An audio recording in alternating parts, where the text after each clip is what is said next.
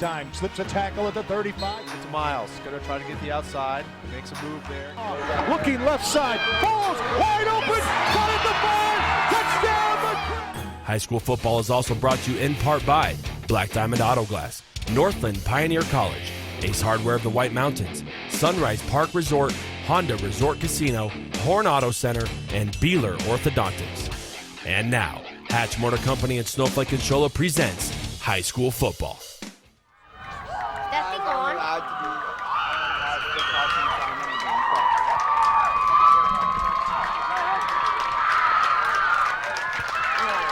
Good evening and welcome to Round Valley. It's the home of the Elks. Host tonight to the Shola Cougars. Camden Smith, Mike Side with Punt Cooley. And Punt, I'll tell you, this is going to be a lot of fun tonight as we get set to honor America in the singing of our national anthem. We'll take our first break. Be back with our Ace Hardware keys to the game when we return. This is high school football presented by Hatch Motor Company and Snowflake and Shola on iTalk 106.7 and worldwide on iTalk1067.com.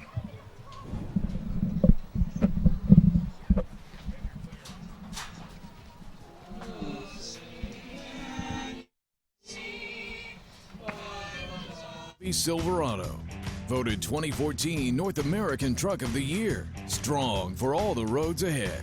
Or find new roads with the all-new Corvette Stingray. Voted the 2014 North American Car of the Year. Visit Horn Auto Center on the Deuce of Clubs in Sholo across from Safeway and at hornauto.com. You're at home with Horn since 1991.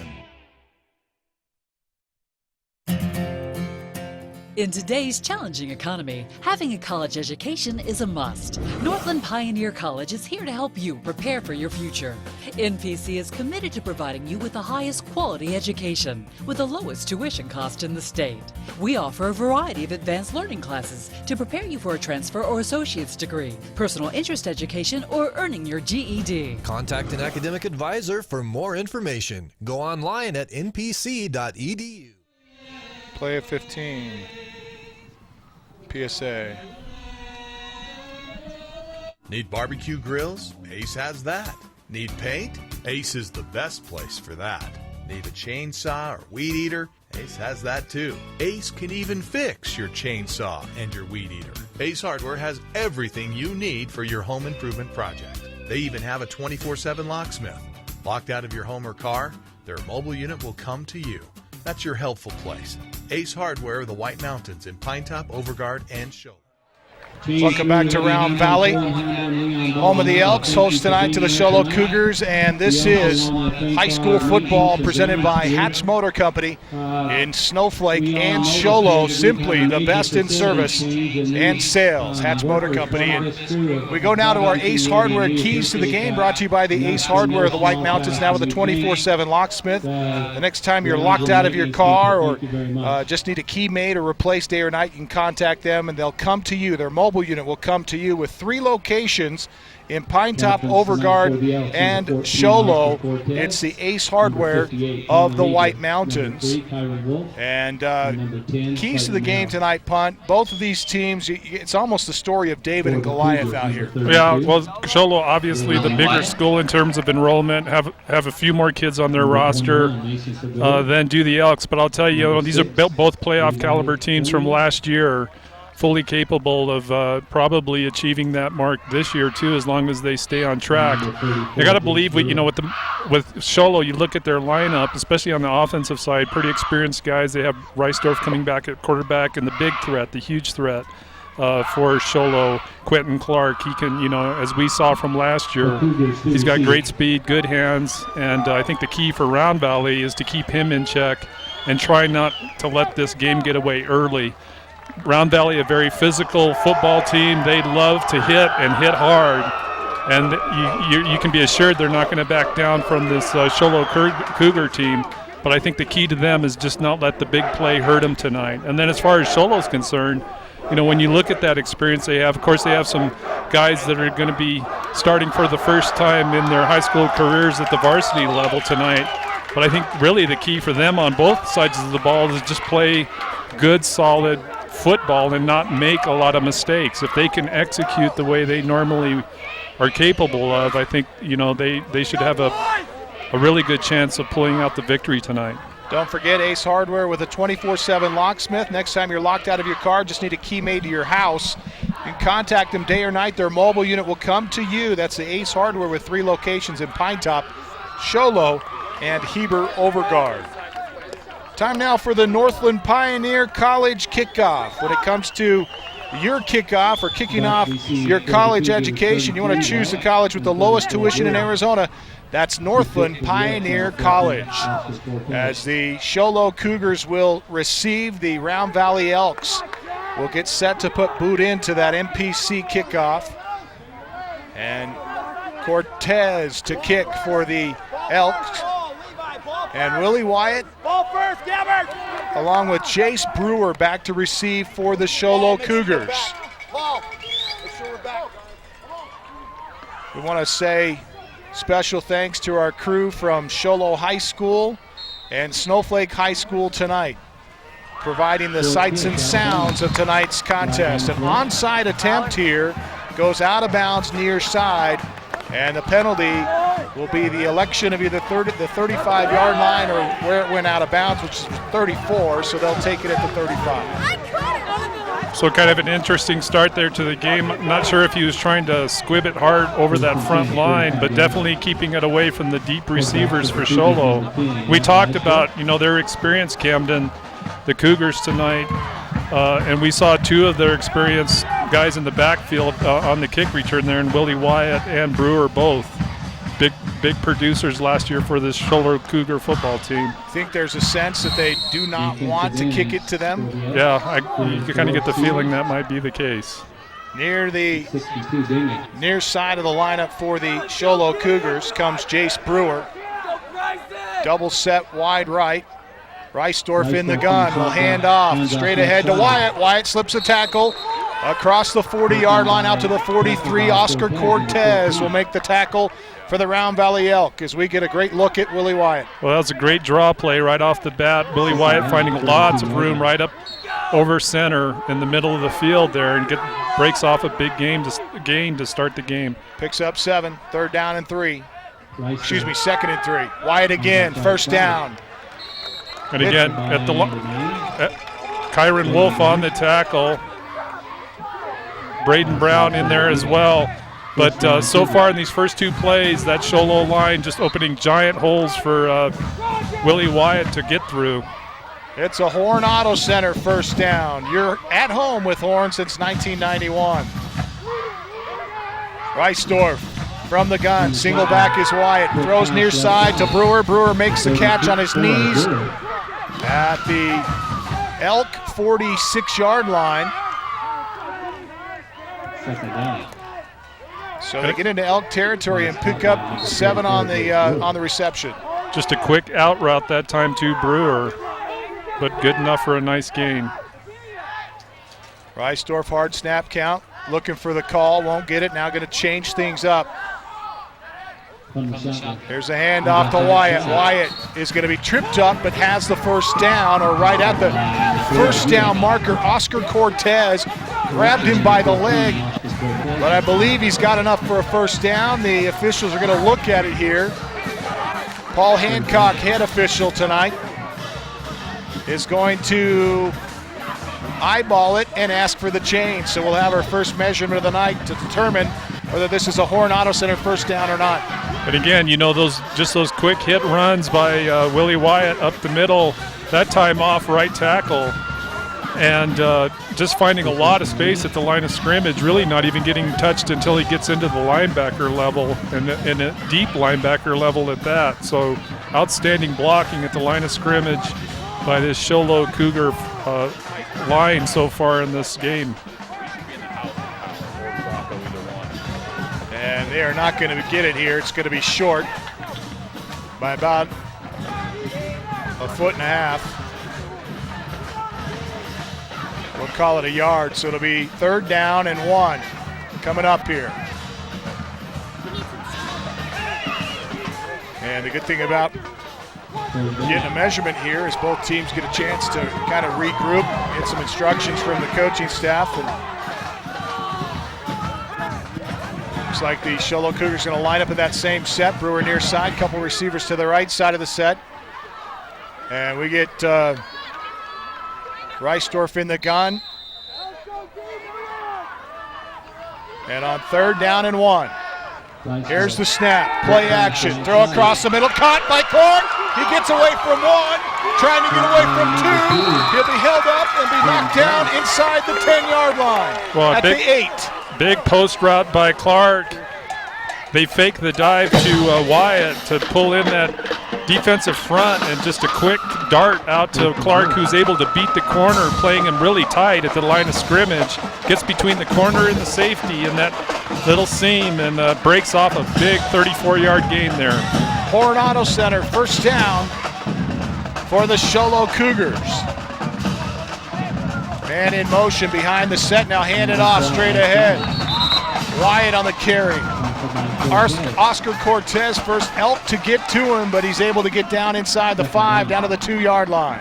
That's senior Oscar Cortez in a string of tackles here on this first series for the Show Low Cougars, doing a good job, and unfortunately for the Elks, making those tackles deep in the secondary.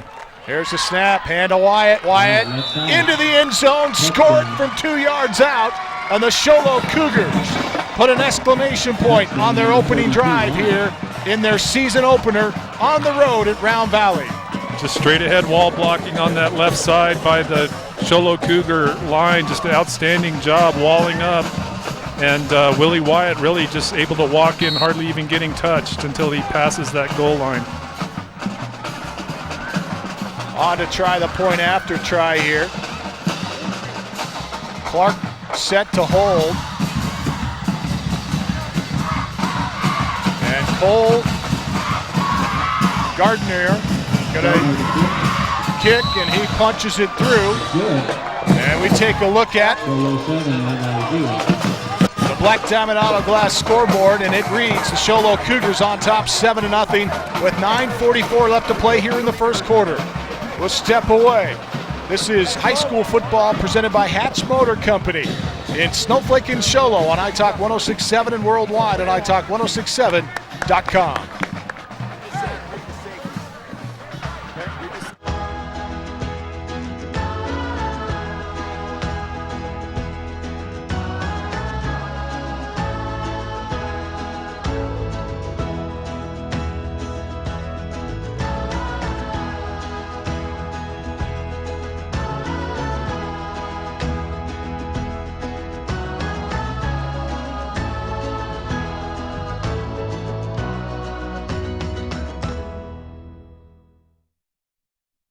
Orthodontist Dr. Joshua Beeler has been providing family-friendly orthodontics in Show Low and the entire White Mountains since 2006. If you need braces, stop in and see the friendly folks at Beeler Orthodontics and meet their professional staff. Dr. Beeler and his team have the latest in orthodontics technology, and they work with each patient individually to custom tailor the most effective treatment plan for the best results. Beeler Orthodontics is a proud sponsor of high school sports. Beeler Orthodontics, live to smile, love your smile. Welcome back. Set now for the Northland Pioneer College kickoff after the Show Low Cougars score 7-0. And the Elks are going to get smothered after Marcus Adams tries to make the return out to the 15-yard line. Gardner on the tackle for the Show Low Cougars. We believe, actually we're not sure on that. We'll check it in a moment, but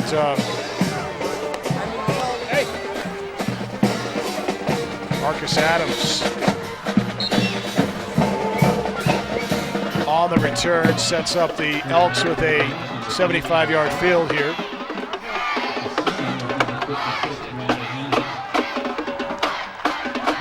Call it an 85-yard field. And a miscommunication in the backfield, slipping a tackle. That's Wolf, the quarterback, going to get out around the edge after he gets around a couple of arm tackles. Mason Fagoti in on the tackle on that sideline, but you know, as you say, a broken play in the backfield, the back cutting one direction, the quarterback looking for the handoff on the opposite side.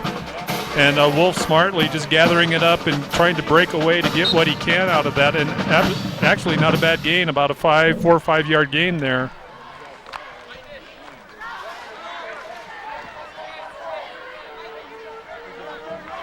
Brings up 2nd down and 5 for the Round Valley Elks. Trip set right side, single receiver to the left.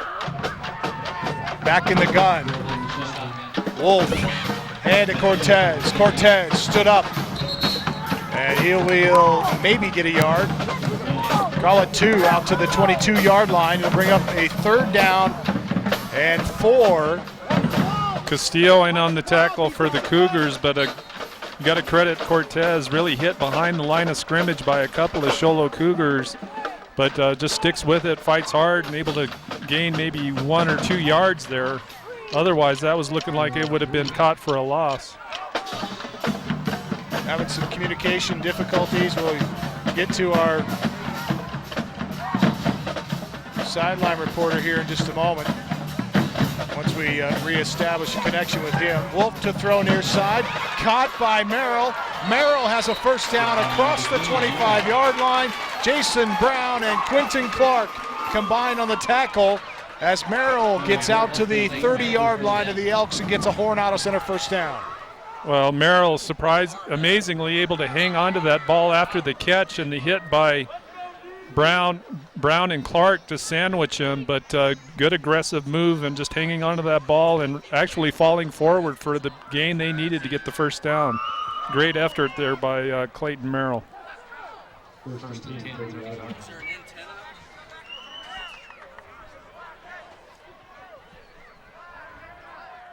Here's the snap to Wolf. Handed off to Brown. Brown sweeps around the left end. Oh, that's Jason Brown on the tackle. And Bryson Brown on the carry up to the 45-yard line and good for about 4 yards. Elks moving the football. Doing a pretty good job of it. Well, they get that counter action going against the grain, do the Elks on that, and able to find a big opening in the line of scrimmage there to allow Brown to break through for that gain. 2 receivers right, single receiver to the left. Tight end lines up on the left side of the line. Wolf in the gun, single back behind him. 2nd down and 6, hand to Cortez, sweeps right, going to be dumped in the backfield. Still on his feet, though. Chris Amoto that time, the defensive end on that left side for the Show Low Cougars, does a great job of just beating the blocker on the line of scrimmage to the outside to get that outside contain, not only on the contain, but just move in for the quick tackle. So just outstanding defensive play there by number 15, Chris Amoto, for the Cougars. Would not let him go as he was able to pull him down to the ground after a struggle. So it brings up 3rd down and 10 with the loss on the play back to the 30-yard line. 2 receivers right, single receiver to the left side. And a big 3rd down conversion here for the Elk. Wolf to throw, play action, sets up the screen, caught by Cortez. He'll be grabbed by Amoto in the backfield, or rather at the 32-yard line. He gets out to the 35, but it'll be well short of a 1st down. 4th and 5 coming up. Well, a good call by the Elks in terms of throwing that screen, finding a pocket on the back side of the defense, but you got to credit Chris Amoto, really the only Cougar in the way of shutting off a big gain, and he's able to break through that tackle, rip through that tackle to make, or the block rather, to get that tackle. So just outstanding work by Chris Amoto. Cortez to punt, stands at his 25, hits a line drive, spiral that'll get past Brewer, bounces at the 20. Brewer chases it back to the 10, gets a block at the 20, out to the 30-yard line, another big block, and Brewer with a big return after a beautiful punt. In reality, that one was a line driver, but it ran Brewer all the way back. Gutsy play by Brewer just to pick it up.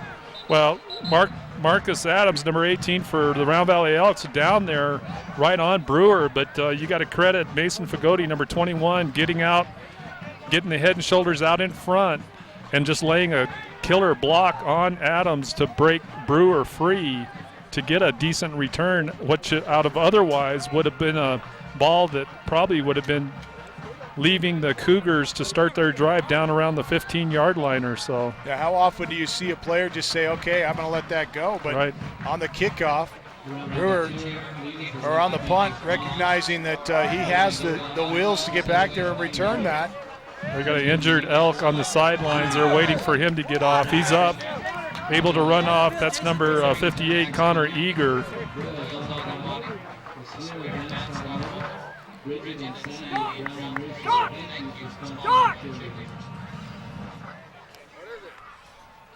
.547 left to play here in the first quarter. 7-0 Cougars as we take a look at the Black Diamond Auto Glass scoreboard. And the Show Low Cougars going to have excellent field position here. And did they take a timeout here? It looks like they had a timeout going for the injury, but I didn't think that they called the timeout, did they? The other thing I noticed is they moved the ball back from where Brewer appeared to be tackled. But I didn't see a penalty flag or anything, so I'm wondering if they did call a penalty or if he may have stepped out of bounds or something before getting tackled. Reisdorf in the gun, single back behind him, double set near side, single receiver to the right side is Clark. With under 6 to play first quarter, Cougars with the football and a 7-point lead. There's the snap, hand it to Wyatt. Wyatt straight ahead. Lowers his shoulder, fights his way across the 30-yard line down to the 32. Cortez under there for the tackle. And again, Cholo going back to that play that worked well for them in that first series with Wyatt finding a lot of space at the line of scrimmage. That time the Elks able to slant and shut down the gaps at the line of scrimmage, allowing those linebackers to come up quickly and make the tackle. Quick throw near side towards Clark, and it's just out of his reach. Clayton Merrill on the coverage, playing really tight, basically toe-to-toe with Quentin Clark at the line of scrimmage, that time cutting in front, coming in and underneath and able to tap the ball a little perhaps, but great defensive play there by Clayton Merrill denying that pass to Quentin Clark. Third down and long, 3rd and 7 here. Call it 3rd and a long 7 or 3rd and a long 6. Reisdorf in the gun. Same set, slot lining up on the left side this time. Play action, crosses the middle. Clark, one hand, almost able to make the circus catch at the 45-yard line, but cannot come up with it. Incomplete pass, and on 4th down, will the Cougars go for it? Well, and that ball thrown by Rhett Reisdorf into double coverage, there was a very, very small window there, and amazingly, Reisdorf putting it in the window he needed to, and as you say, Quentin Clark just not able to gather it up with that one hand. Coach Reisdorf, no stranger to going for it in his own territory on 4th down. He's felt at times that he's been a little too aggressive with this, but one thing it does is it makes teams think. Reisdorf setting up in the gun here. Same set as before, and a quick kick, and nobody back to receive for the Elks. So the ball's going to roll inside the 30-yard line and will be picked up at the 28. So the Elk are going to get their first stop of the game, and a change of possession here, another opportunity on offense. Well, a good defensive stand that time by the Elks. They're able to find a way on that series to shut down that line of scrimmage better than they were able to on the first drive. So, right, and also with Sholo going to the pass, they were trying to take advantage of Quentin Clark out on single coverage, and on one particular pass having to throw into double coverage. But again, you got to credit the Round Valley Elk defense on that series there. Wolf setting up with 2 backs in the backfield now. In the gun, takes a snap, and it'll be Brown, bounces off a tackler.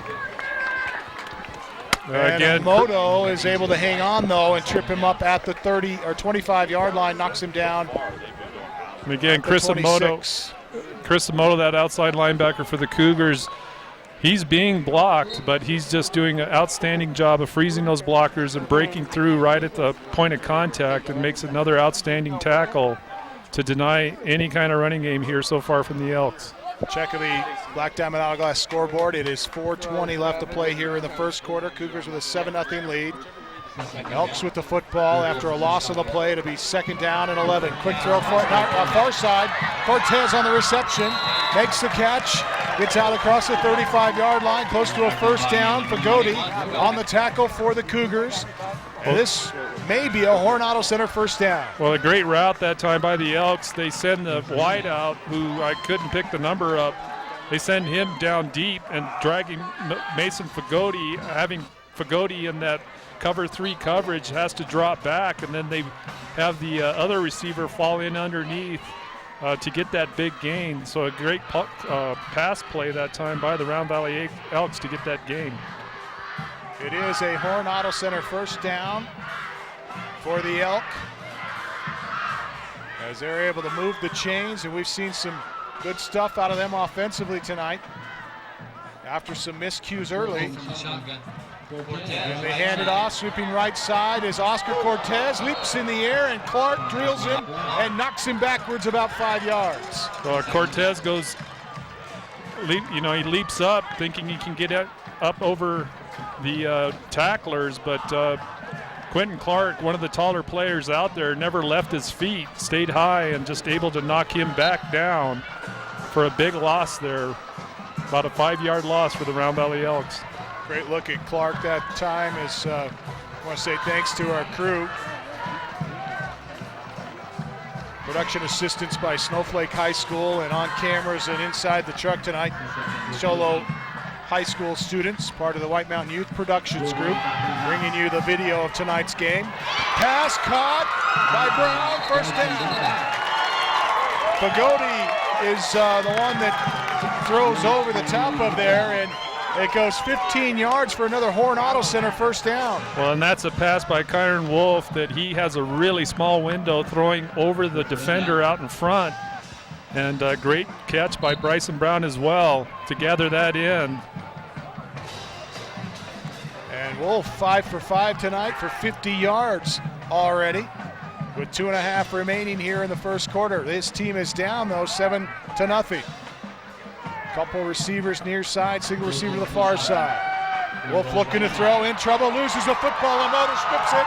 Ball's loose, and it'll be picked up by the Elk. And again, that's Chris Emoto. He's blitzing on that play, able to fight through the initial block at the line of scrimmage, just rips through that, and with his speed, wastes no time getting to the quarterback.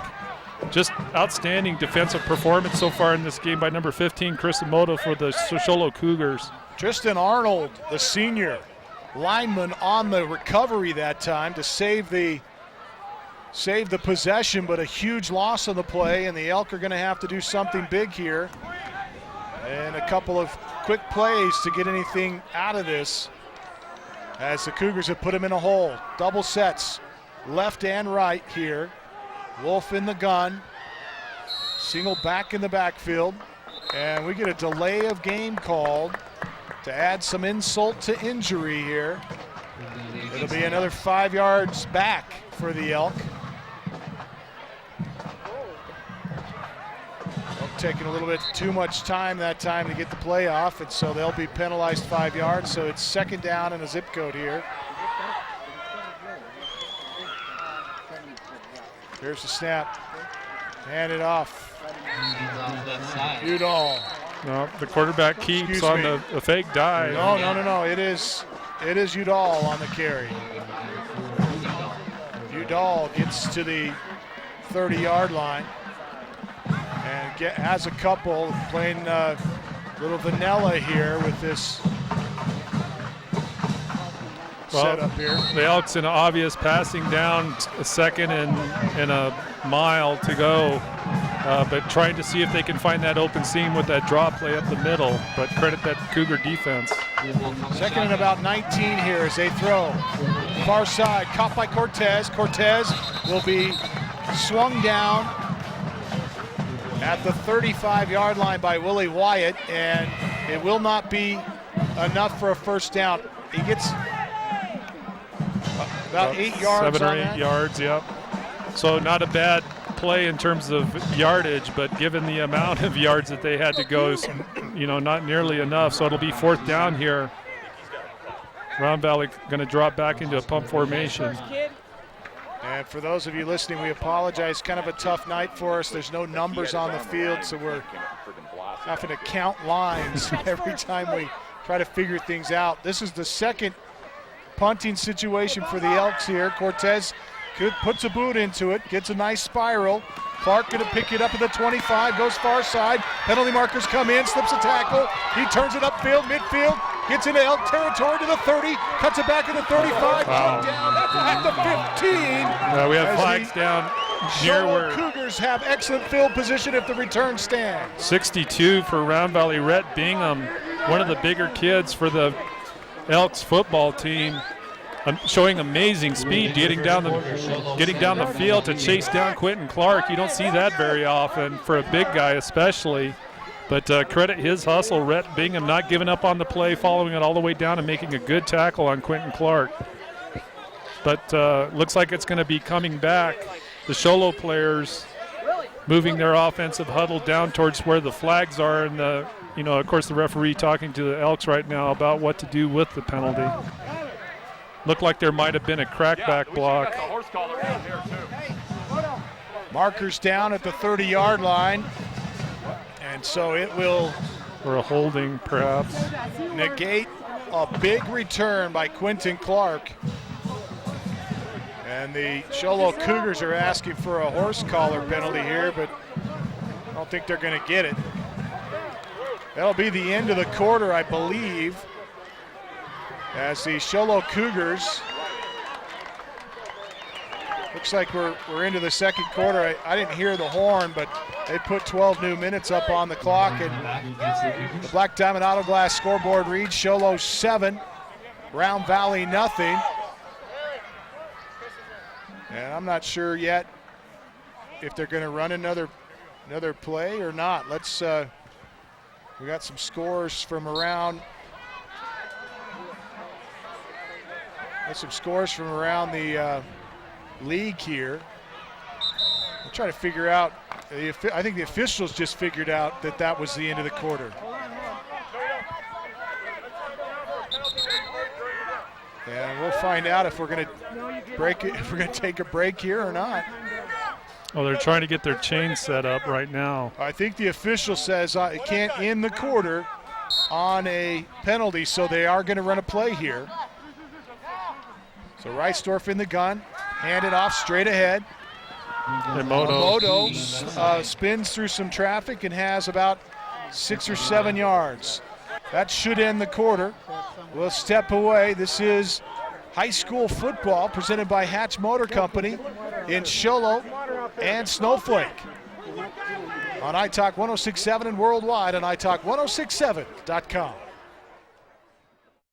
That. Need barbecue grills? Ace has that. Need paint? Ace is the best place for that. Need a chainsaw or weed eater? Ace has that too. Ace can even fix your chainsaw and your weed eater. Ace Hardware has everything you need for your home improvement project. They even have a 24/7 locksmith. Locked out of your home or car, their mobile unit will come to you. That's your helpful place. Ace Hardware of the White Mountains in Pinetop, Overguard, and Sholo.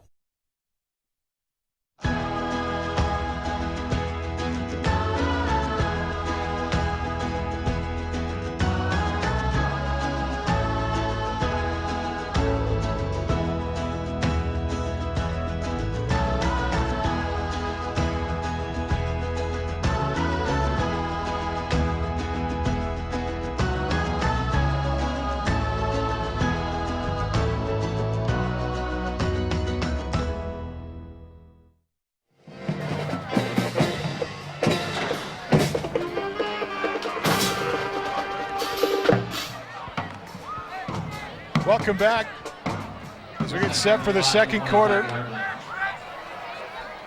Let's check in with our sideline reporter, Brandon Todd. Brandon.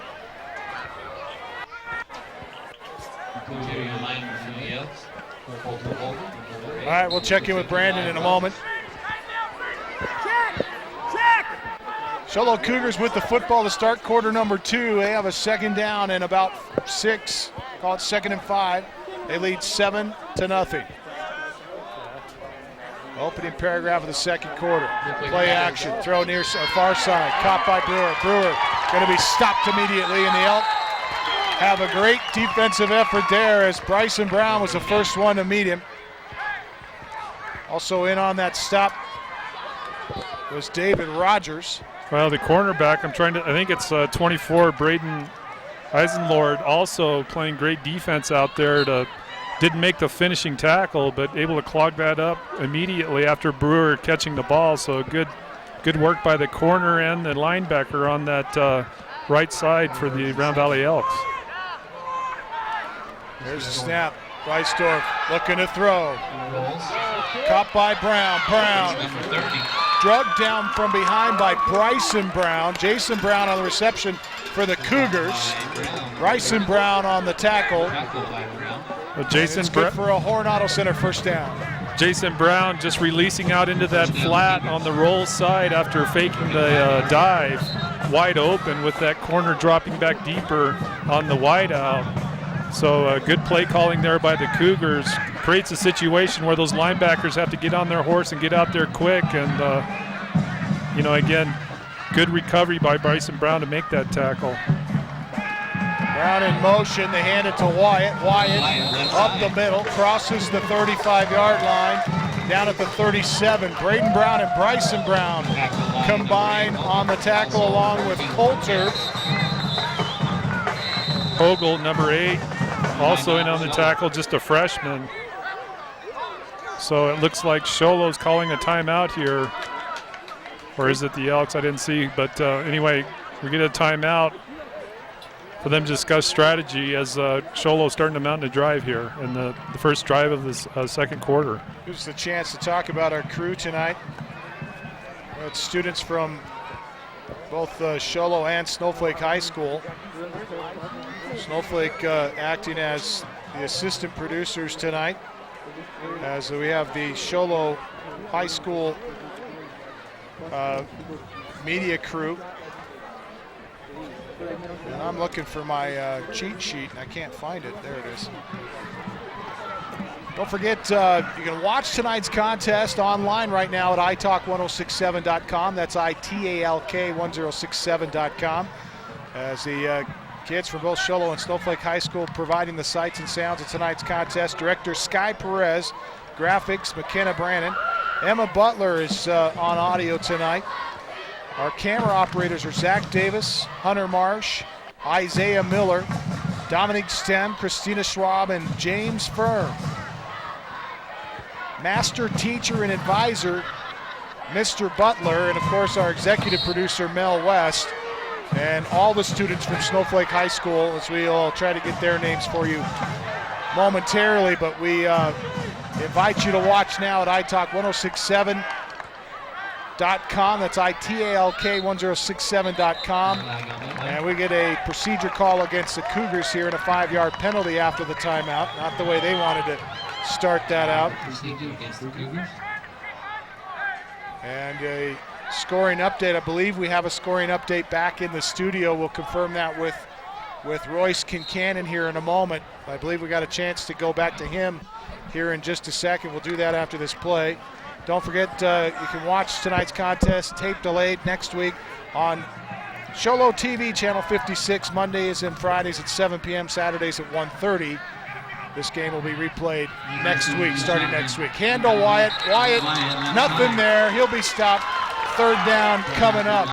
Inside linebacker shoots the gap and able to reach out and just grab him with one hand, but just maintains his grip and brings Emoto down, and of course, with the gang tackling, able to shut that run down, but just outstanding play by Braden Brown. Second down and 16, and we'll check in with Brandon Todd here in just a second. We also owe you a scoring update. Get to that in just a moment. Penalty markers thrown, and we'll check in with Brandon Todd. Brandon? Game. Something interesting he's doing this year that never done before. He said, we're allowing Rhett to check. All right, Brandon is cutting out. I think he's We'll check in with him in a moment. But all kinds of audio problems for us here tonight. Reisdorf looking to throw on second down and long. Screen near side to Wyatt. Wyatt slips a tackle and finally brought down there by Rhett Bingham. Let's go to Brandon Todd. Brandon? Thanks, Camden. That earlier. What I was saying is before the... Nope, still cutting out, Brandon. I'm going to go home. Well, we got that part, thanks. You know, on that last play, Bryson Brown coming up, sealing off Wyatt behind the line of scrimmage on that screen, just not able to make the tackle, but otherwise good reaction by him to get in there quickly. Reisdorf rolling to throw, has a man far side and a penalty marker thrown late in the backfield. The pass is incomplete near the goal line. Yep, they're going to call roughing on the Elks on Reisdorf after the release. He did get hit, couldn't see who delivered the tackle, but the referees throw the flag. So a big penalty here. Was third down and 15, would have been fourth and long. And a big break here for the Cougars. And we'll go with Brandon Todd in just a moment here. I think we may have at least something resolved. Let's check in with Brandon. Brandon? Thanks, Camden. What I was saying is that I spoke with Coach Reisdorf before the game, and he's given his junior quarterback a lot more responsibility. In fact, more responsibility than he's given any quarterback. He's allowing Rhett to check out of the play at will if he sees something in the defense that he doesn't like. Camden? All right, thanks, Brandon. As Reisdorf going to throw here, he's batted down. Number 62, Rhett Bingham on the right side on the defensive line. He's a tall kid. He's the player we talked about earlier that ran down Quentin Clark, that time stretching out those long arms. That was just a quick in route by Sholo, but credit Bingham for getting that big mid out there and knocking the ball down. 6.5 left to play here in this first half. Cougars up 7-0. Reisdorf handed off on the Statue of Liberty to Brewer, and Wyatt is in for the touchdown. 10 yards for the score, and the Cougars go up by 2. As you say, Brett Reisdorf dropping back, looking pass, and then reaches around the back of Willie Wyatt, hands off underneath, and Wyatt just a little delay and then heads off quickly out on that left side with good blocking and finds a way into the end zone. I guess that's not the Statue of Liberty. I don't know what to call that, though. But yeah, it's just a sprint draw where the quarterback drops behind the running back and then reaches around the front to give the handoff.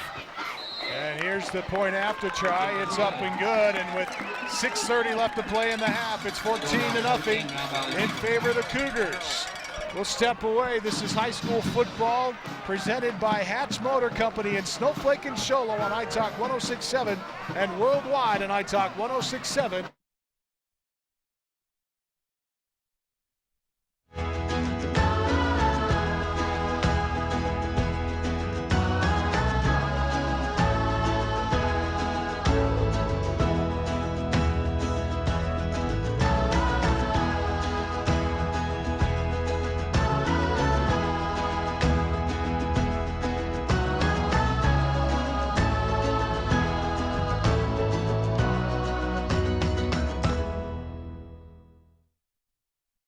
Orthodontist Dr. Joshua Beeler has been providing family-friendly orthodontics in Sholo and the entire White Mountains since 2006. If you need braces, stop in and see the friendly folks at Beeler Orthodontics and meet their professional staff. Dr. Beeler and his team have the latest in orthodontics technology, and they work with each patient individually to custom tailor the most effective treatment plan for the best results. Beeler Orthodontics is a proud sponsor of high school sports. Beeler Orthodontics, live to smile, love your smile.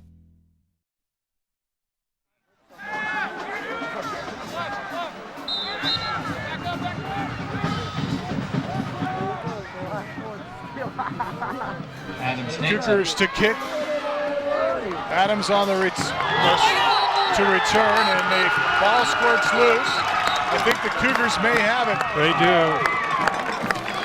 They say he's actually down. Let's go back to the studio and check in with Royce Kincannon in this scoring update. Royce.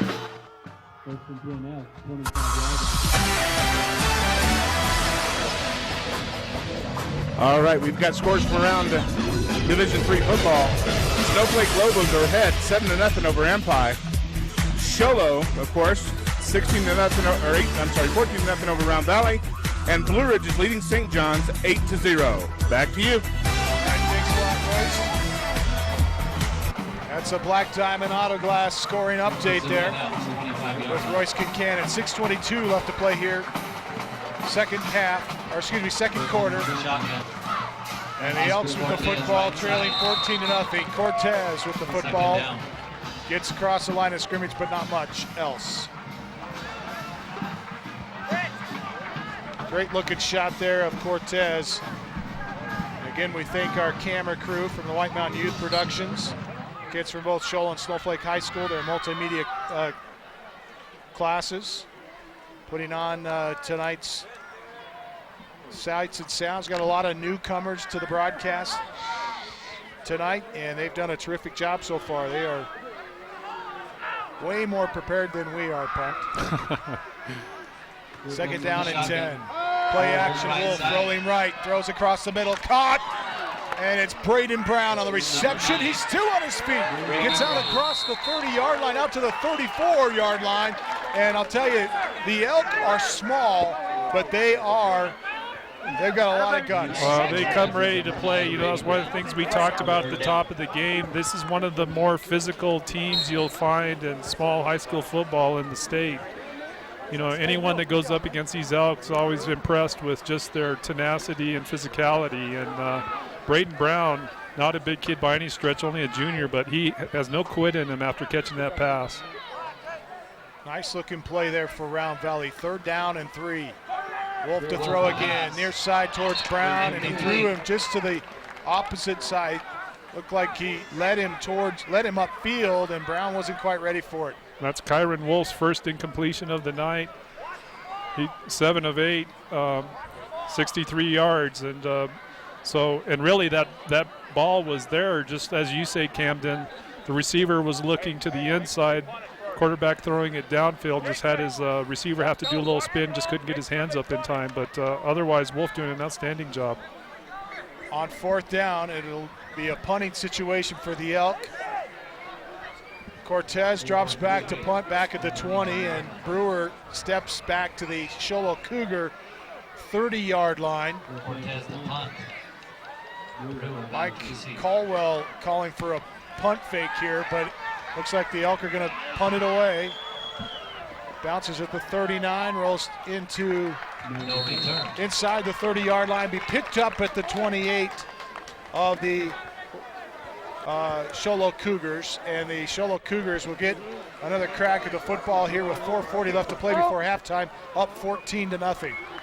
Well, you know, if you're Round Valley here, you know, being down 14-0 to the Cougars with just 4 minutes left, really not a bad place for them when you consider, you know, what's possible in the second half. But this drive is a huge drive for the Elks, you know, in terms of not letting this thing slip away even further with another touchdown. So you can look for the Elks here to really try to just keep Sholo on this side of the field, or at least have them burn the clock before they put it in the end zone.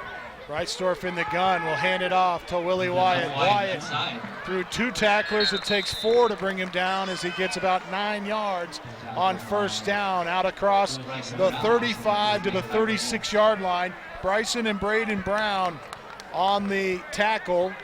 Neither of those kids related, apparently. But again, you know, that line surge by the Cougars, effective up front, and you combine that with the strength of Wyatt, just clipping off those big gains. Play action, Breitstorff in trouble, spins. He's going to try to dump it, and he does. It'll be a reception. They will make the reception to an ineligible receiver. The pass was complete, but it'll go for naught as Drummond's, the offensive lineman who was Johnny on the spot there, gets his first reception of perhaps his career. And again, you know, we see Rhett Bingham, number 62, one of the taller kids out there for the Elks, certainly. he's playing at that defensive end slot. Just amazing quickness and speed so far, and he's able to wrestle through and be one of the guys bringing down Reisdorf on that play. Let's check in with Brandon Todd. Brandon? Hey, thanks. I don't know if my microphone's working, but I'm standing over here by. It's just happened between the head coach and his son, Rhett Reisdorf, and it looked like Rhett may have popped off at the mouth a little bit, and it looks like he's going to. I don't know, it sounds like we may have got the edited version of that, but something happened between the coach and his son, and it looks like Reisdorf is going to maybe take a break here. We'll see if we can get another microphone out to Brandon Todd.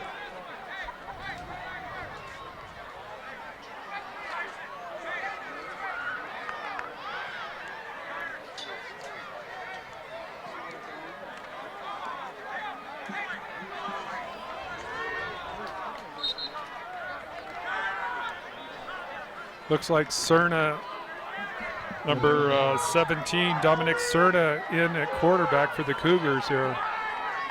So Cerna in the gun after Rhett Reisdorf finding some time on the punt. Handed to Clark, sweeps left side, slips through a tackle, and it'll be knocked down after he crosses the 30-yard line to the 32.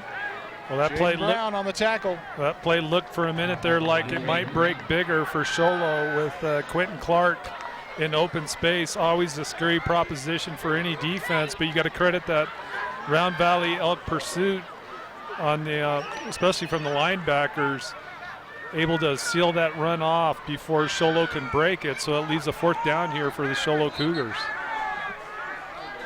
Reisdorf back in on the punting situation. Stands at his 19. Kyron Wolf will back up for Round Valley to his 36-yard line. End over end punt, returnable at the 38. Wolf slips, able to recover at the 45, and able to get to the midfield stripe for Round Valley. Their best field position of the night, I believe. Definitely best starting field position.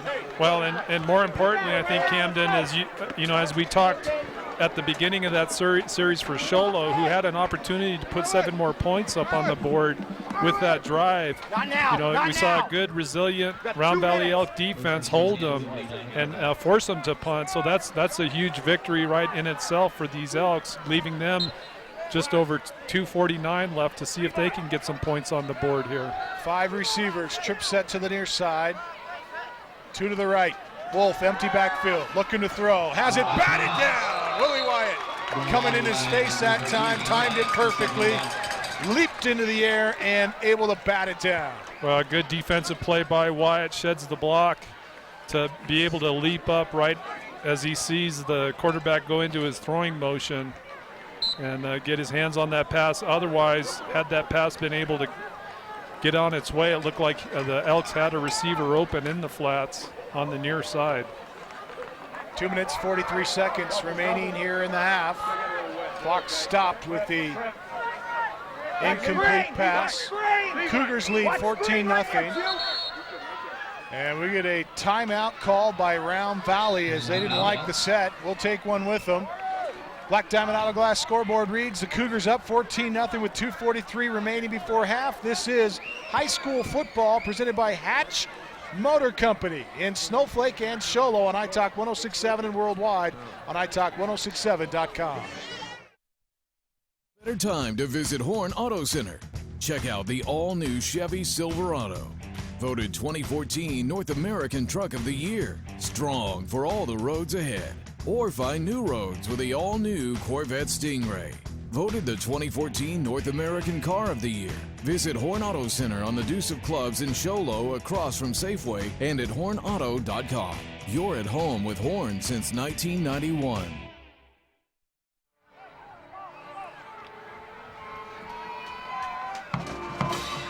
Welcome back.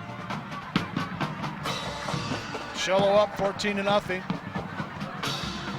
And the Round Valley Elk after the timeout will have a 4 receiver set with the trips on the left side this time. Single back in the backfield behind Wolf is Cortez. High snap, Wolf handles it. Play action. Near side, caught Brown. Brown has a first down, gets through a tackle, and into Sholo Cougar territory at the 35-yard line. Call it the 40, sorry. Jason Brown coming up on that tackle from his middle linebacker position, but not after Bryson Brown for the Elks, able to squeeze through an initial tackle near the line of scrimmage, a missed tackle, and able to pop off a big gain there for the first down. And it's a Coronado Center first down for Round Valley. Play action again. Wolf to throw, throws far side. Caught by Merrill. Merrill hitting the backfield, dropped for a loss. And again, Nick Amoto on that. You know, Amoto has to move out on that play given the spread offense by Round Valley, but still a good reaction by Amoto just to be able to penetrate quickly into the backfield really of the Elks after that catch was made. He ran backwards. Number 10, Clayton Merrill had to run backwards, and Amoto made him pay for that retreat. Two receivers to the right, three to the near side. Empty backfield for Wolf. Second down, it's short. Under 2 to play, and he's in trouble. Going to be sacked for a loss. They'll have forward progress at the 42-yard line as Dallin Tenney combines with Wyatt on the sack. Well, Dallin Tenney coming out of that defensive front for the Cougars, fighting through the block, pass blocking, and as you say, up on the quarterback quickly and able to drop him for the big loss. So that really makes it difficult here for the Round Valley Elks. 3rd down and a mile for a first down, but more importantly, eating off a lot of time on the clock, just 1:30 left. Still enough time certainly to mount a drive for a score, but that big loss there really does hurt the Elks at this stage in their drive. Dylan Gabbard in on that play as well for the Cougars, and a timeout called with a minute and a half remaining before half by Round Valley. We'll keep it here. Remind you that tonight's contest is presented by Hatch Motor Company in Snowflake and Sholo. Simply the best in service and sales. Hatch Motor Company. If you're looking for a new or used vehicle, whether it's a car, truck, van, or SUV, you'll find the best out at Hatch Motor Company. Say hello to Gentry Hatch for us, and we certainly appreciate their sponsorship as they make these games possible. If you enjoy watching them, be sure to stop by the dealership and say hello and remind them how much you appreciate the chance to watch these games online at italk1067.com. 4 receivers, trip set to the near side, single back in the backfield behind Wolf is Cortez. Here's the snap. Looking to throw. Throws deep near side, and it is picked off. Great play by Fagoti. How about that? Great play indeed by Fagoti just to get that ball, because he was very close to going out of bounds when he went up for it. But more importantly, just good pass coverage. He's playing in over the top, seeing that receiver go deep, and just tracked down that ball in good shape and able to keep his feet in bounds. So a big turnover there. Effectively not a bad play for the Elks in terms of getting the ball down the field quite a ways as well, given the long distance they had to get a first down. But it's always scary anytime Sholo gets the ball with time left on the clock right before halftime. Absolutely. They're up 14-0 on the Black Diamond Auto Glass scoreboard. A minute 23 left to play before half. Reisdorf to throw, and his receiver fell down. It was Brewer out on the far side, running that out pattern there at the 40-yard line, couldn't get it. And credit cornerback number 24, Braden Eisenlord. Good coverage there on the wide out Brewer, and that's one of the reasons why Brewer did lose his footing, just really tight coverage out on the edge there. Don't forget our Sunrise Park Resort halftime show is coming up in just moments, where we'll break down the first half for you. Take a look at some of the keys to the second half as well, brought to you by the Ace Hardware. There's that sprint draw again. It is Amoto on the carry left side, slipping through some tackles. Big run there. Has a Coronado Center first down and an injured Elk on the field. He's cross-state at the 35-yard line, and they're going to call somebody in for him. That's Eisenlord. We just talked about him on that earlier play.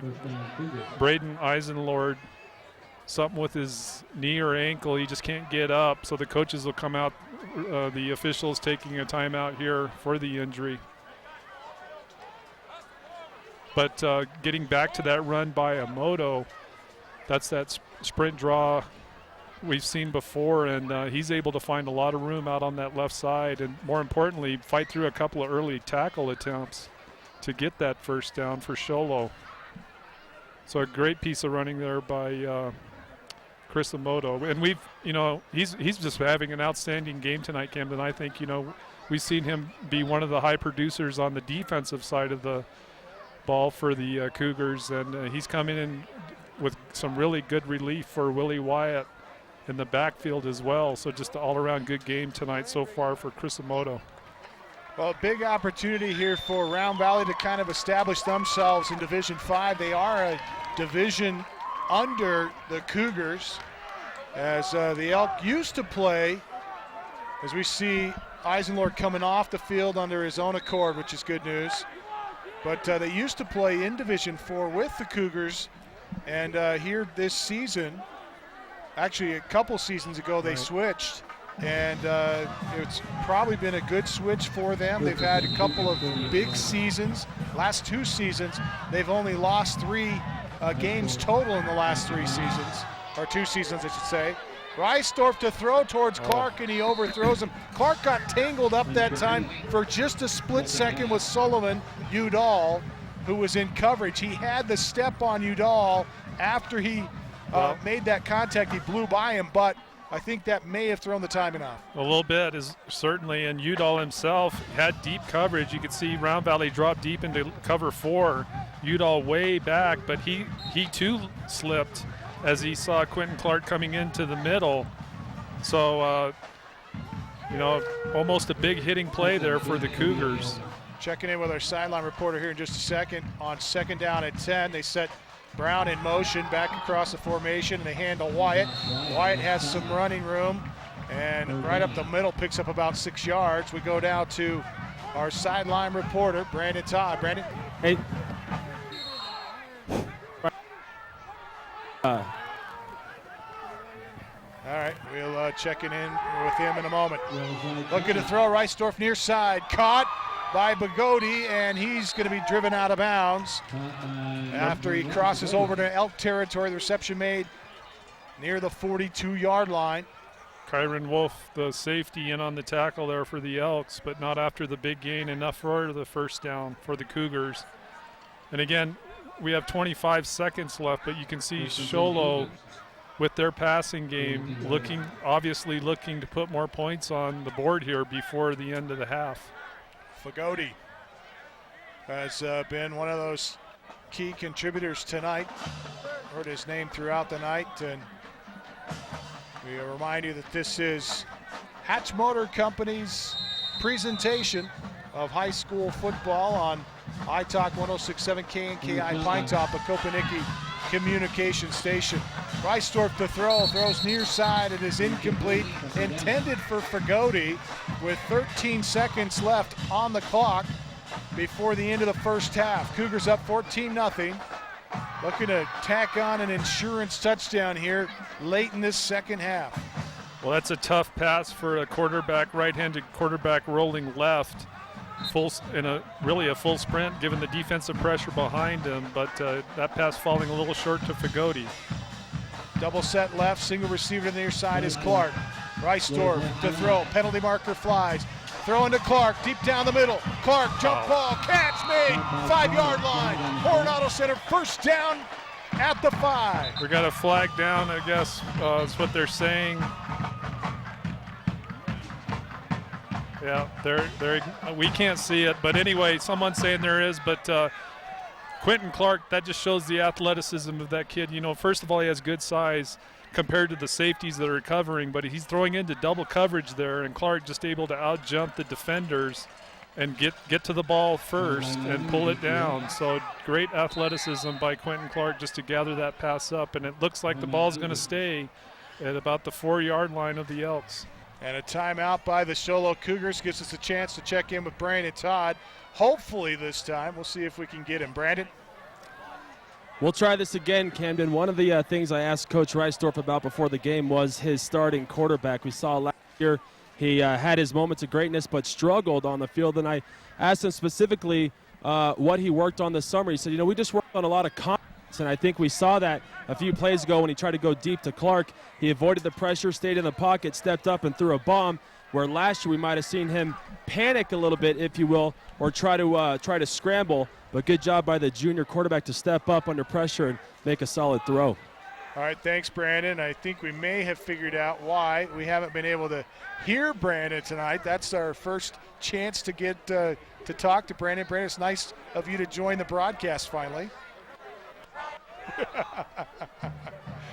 6 seconds left to play here in the half. It's the Cougars up 14-0 and driving here at the 5-yard line, at the Elk 5. First and goal from the 5 after the timeout. Reisdorf, empty backfield. Double slots. Clark near side. They throw towards him. Clark gonna leap, catch, touchdown, Quentin Clark. Oh, brother. With 1 second left in the half, Quentin Clark makes the catch, goes hard to the ground, and is slow to get up. Well, and that's with Round Valley playing double coverage, knowing that they're going to probably try to go to him. And you got to credit Rhett Reisdorf as well for putting that ball right in the sweet spot. Clark just making a quick in-move route and then going to the corner. And the quarterback receiver just hooking up perfectly on that time pattern for the touchdown. Well, there was 1 second on the clock, and that is gone now. So looks like they're going to do the untimed down here, and that should be the end of the first half. It's up and through, and the Cougars going to take a 3-touchdown advantage with them into the locker room. Our Sunrise Park Resort halftime show is coming up. This is high school football presented by Hatch Motor Company in Snowflake and Show Low on iTalk 106.7 and worldwide on iTalk1067.com.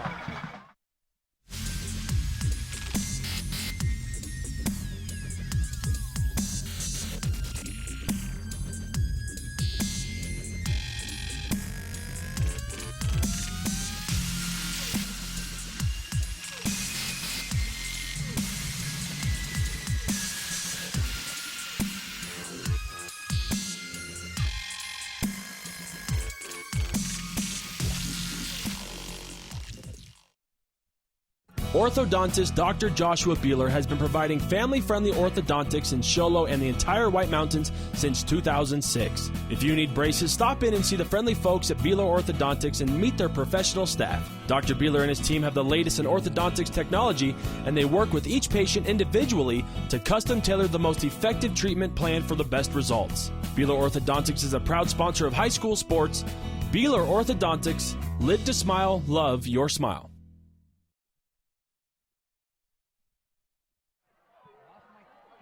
It's up to you, though.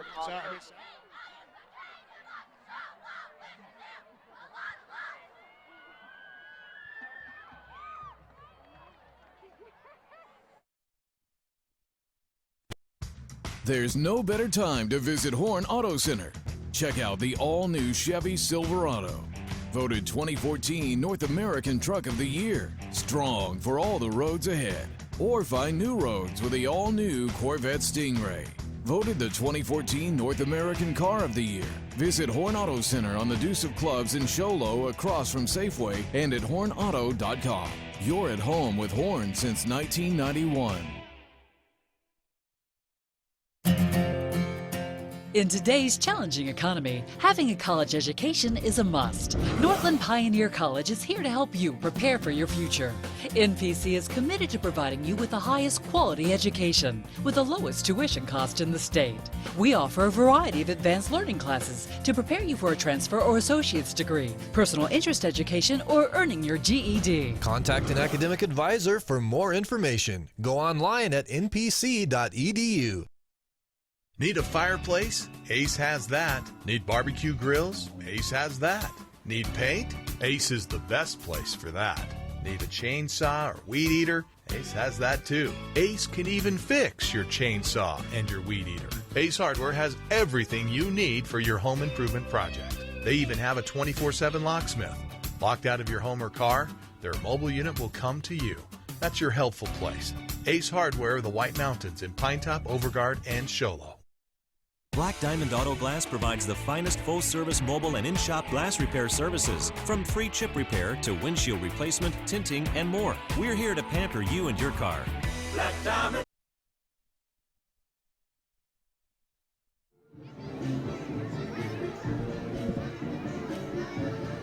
Welcome back. It is 21-0 in favor of the Show Low Cougars. That according to the Black Diamond Auto Glass scoreboard. It is halftime here in Round Valley on a beautiful night for football. They're outside the dome tonight. If you just joined us, they had trouble with a flood early on in the summer and have been literally kicked out of the dome because of problems due to that flooding. And so we are outside on what normally would be their soccer field or what used to be their old football field. And it's been, the maintenance crew has got it fixed up, and they've done a great job of establishing seating around the field, and it's got a great atmosphere here in Round Valley. I think they ought to do this all the time. I like it. I think it's a great place to play. Sure, this time of year especially. We're obviously still in August. It gets a little cold up here in the wintertime. I'm not sure if a lot of folks would enjoy that, but no, it's a great atmosphere tonight for both fan bases. Good turnout on both ends of the field, and actually I think a very good game. We have a 21-0 score, but that first drive by Show Low, a big long drive to get the first score, and then they score again on their last drive with little time left. So, and that's really the key for Round Valley. You don't want to give them those big breaks like that. Let's go back to the studio and check in with Royce Kincannon. He's got a scoring update for us, hopefully. Here he is, Royce Kincannon. Royce?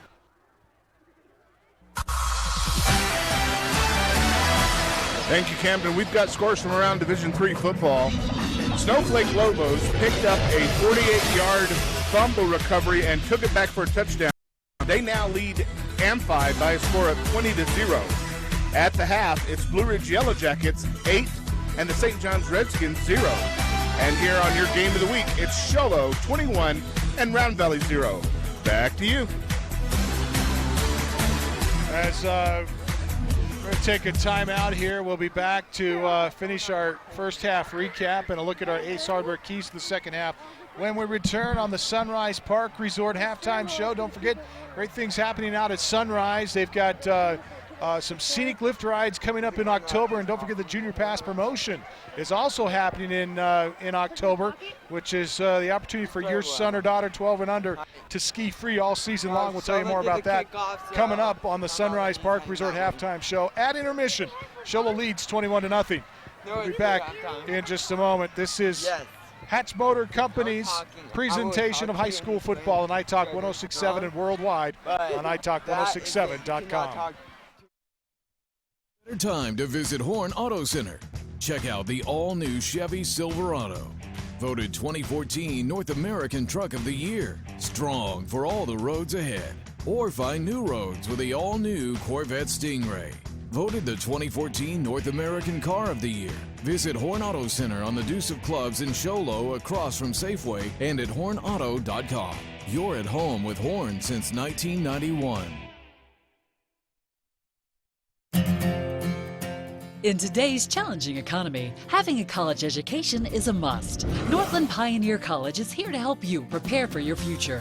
NPC is committed to providing you with the highest quality education with the lowest tuition cost in the state.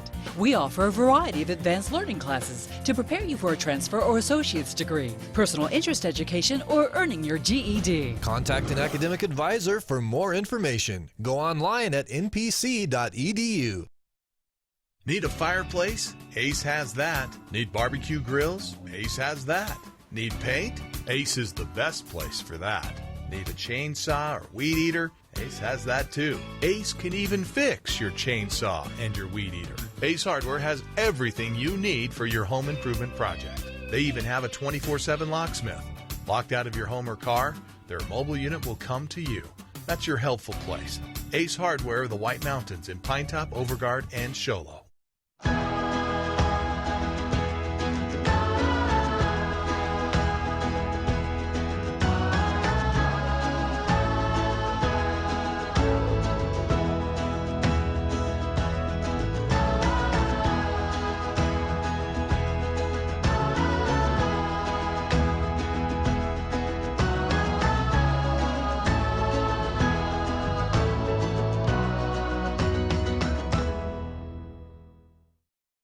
Orthodontist Dr. Joshua Beeler has been providing family-friendly orthodontics in Show Low and the entire White Mountains since 2006. If you need braces, stop in and see the friendly folks at Beeler Orthodontics and meet their professional staff. Dr. Beeler and his team have the latest in orthodontics technology, and they work with each patient individually to custom tailor the most effective treatment plan for the best results. Beeler Orthodontics is a proud sponsor of high school sports. Beeler Orthodontics, live to smile, love your smile.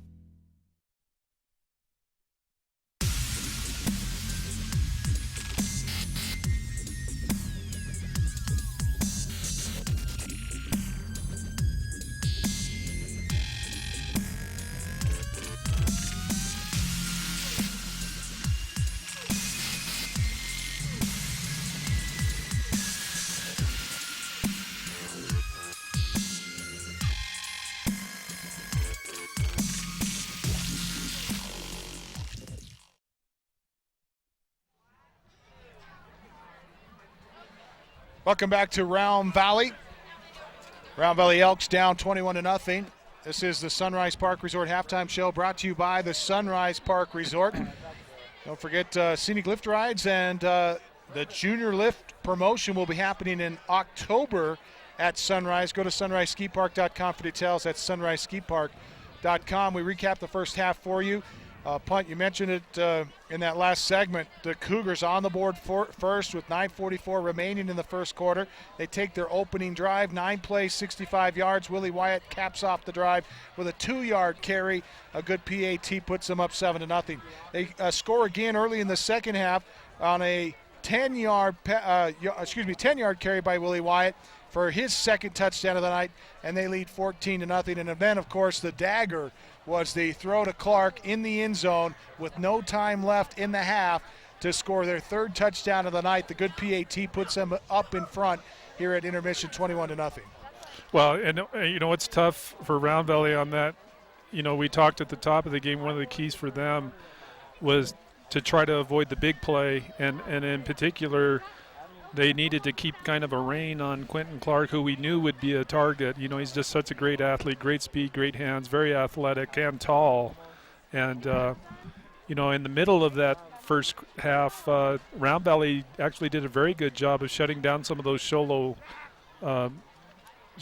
offensive series, but it's that big play in the first drive where they threw the long ball to Quentin Clark to allow Willie Wyatt to punch it in, and then that last play, that other long pass to Quentin Clark on that last drive to set up the eventual touchdown pass to Clark to follow. So those two big plays, and there were some others in there too that Show Low was able to get from either Clark or in some cases Wyatt with some really strong runs, and we saw Moto with some good runs. But I think that still remains to be the real key for the Round Valley Elks in this ballgame. They just got to find a way to not let Show Low get those big plays, because when they have been having success defensively and not allowing those big plays, we saw Round Valley shut down some drives there for Show Low and force them to punt the ball. So other than that, Round Valley's, and the other thing too is they're struggling to get points on the board. We expected that. The Show Low defense is tough. It's a seasoned group. They're really difficult to score against. But Round Valley did show some success with their passing game in that first half. A few of the runs they were able to get broken loose because of the effectiveness of their passing game. So I think, Coach Bell is probably talking with his guys right now at halftime to figure out that offensive formula, because they obviously are at a point here where they need to get some points on the board in the second half. Well, the scouting report on the Elks was that they were going to struggle this season, but so far tonight, I don't see a team that spells trouble late in the season, because they're playing pretty well for a game one against a much tougher and a division higher school in the Show Low Cougars. Well, and I think a more seasoned team in the Show Low Cougars. When you look at the offensive side of the ball for the Show Low, and as well as the defense, there's a lot of names out there that were playing last year for the Cougars. So the experience is there as well. So yeah, all things told, if you're a Round Valley fan, and being in the first game of the season, which is usually one of the toughers in terms of just execution and getting things in sync, there's a lot of bright spots certainly for this home crowd in terms of looking for good things from this Round Valley team this year, certainly. Time now for our Ace Hardware keys to the second half, brought to you by the Ace Hardware of the White Mountains. We remind you they now have a 24/7 locksmith available, whether you're locked out of your car or just need a key made for your home. Their mobile unit will come to you. That's the Ace Hardware in Pine Top, Overguard, and Sholo. And Punt, keys to the second half, in your opinion, for both of these teams. Well, I'm going to stick with what I said with Round Valley at the top of the game in terms of just finding a way not to allow the big play on the Sholos when Sholo has the ball. And it's not like they're falling down on defense. We've saw Sholo attack that secondary in double coverage with Clinton Kark. I mean, I don't know how much more you can ask for from a defense playing tight double team coverage on an athlete that has an ability to hurt you, but they're going to have to find a way to shut him down. But they can't at the same time ignore the rest of the field either. Coach Reisdorf is really adept at finding a way to beat you with a guy that nobody's potentially looking for. So they need to play solid defense again and just try to find a way to not allow the big score. And they're going to have to find a way to put some points on the board, clearly. And if you're Sholo, I mean, just keep executing. A 3-touchdown lead into the second half. Don't get crazy. Certainly no big, huge mistakes, anything stupid. And if you can just execute, they're going to be in good shape to take them through this second half. Let's check in with Brandon Todd. Brandon? Thanks a lot, Camden. Hey, I had a chance to speak with both coaches, Coach Reisdorf on the way in and Coach Bell just now on the way out. I'll start with Coach Bell. I asked him, Coach, what was the speech like to your team? He said, we're just giving up too many big plays. We had some blown coverages. If we can just limit the big plays, I think we have a chance to get back in this game, which you guys did a great job touching on. It's just those big plays that they've been allowing the Cougars to make that have really hurt them. On the flip side, on the way into the locker room when I was speaking with Coach Reisdorf, he, being up 21-0, was not a happy camper. He was upset about some miscommunications. Sloppy is what he said. We're playing very sloppy. He said, but again, it's the first game. You're going to expect it. I asked him specifically on his thoughts on his son, the starting quarterback. He said that he's made some good decisions and he's made some bad decisions as well. He said we just need to come out and play better in the second half and put this one away. Back to you guys. All right, thanks a lot, Brandon. Well said. And we take a quick break. We'll be back with the second half. This is the end of our Sunrise Park Resort halftime show, brought to you by the Sunrise Park Resort. As we mentioned, don't forget Junior Pass promotion happening in October, plus scenic lift rides. And for a list of everything going on at Sunrise all the time, you can go to sunriseskipark.com. That's sunriseskipark.com. As we take a look at the Black Diamond Auto Glass scoreboard, it's 21-0 in favor of the Cougars at intermission. Back with the second half when we return. This is Hatch Motor Company's presentation of high school football on iTalk 106.7 and worldwide on iTalk1067.com. In today's challenging economy, having a college education is a must. Northland Pioneer College is here to help you prepare for your future.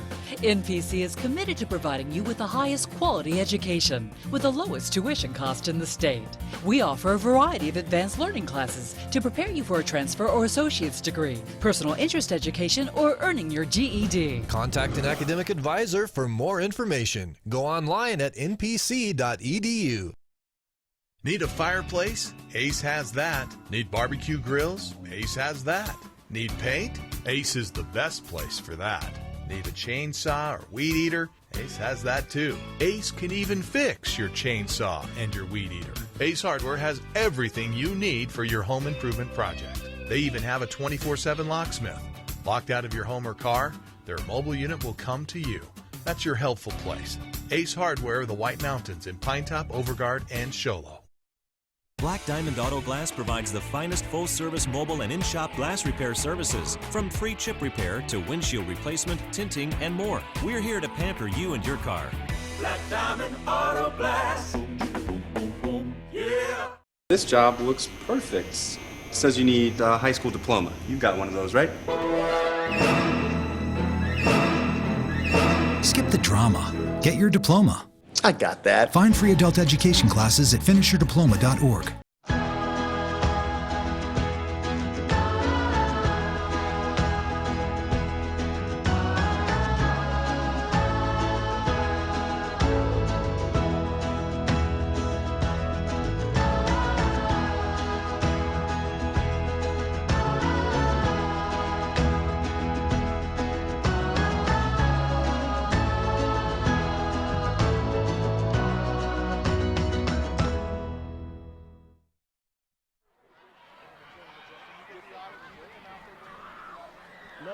Welcome back to Round Valley. 21-0 in favor of the Show Low Cougars here.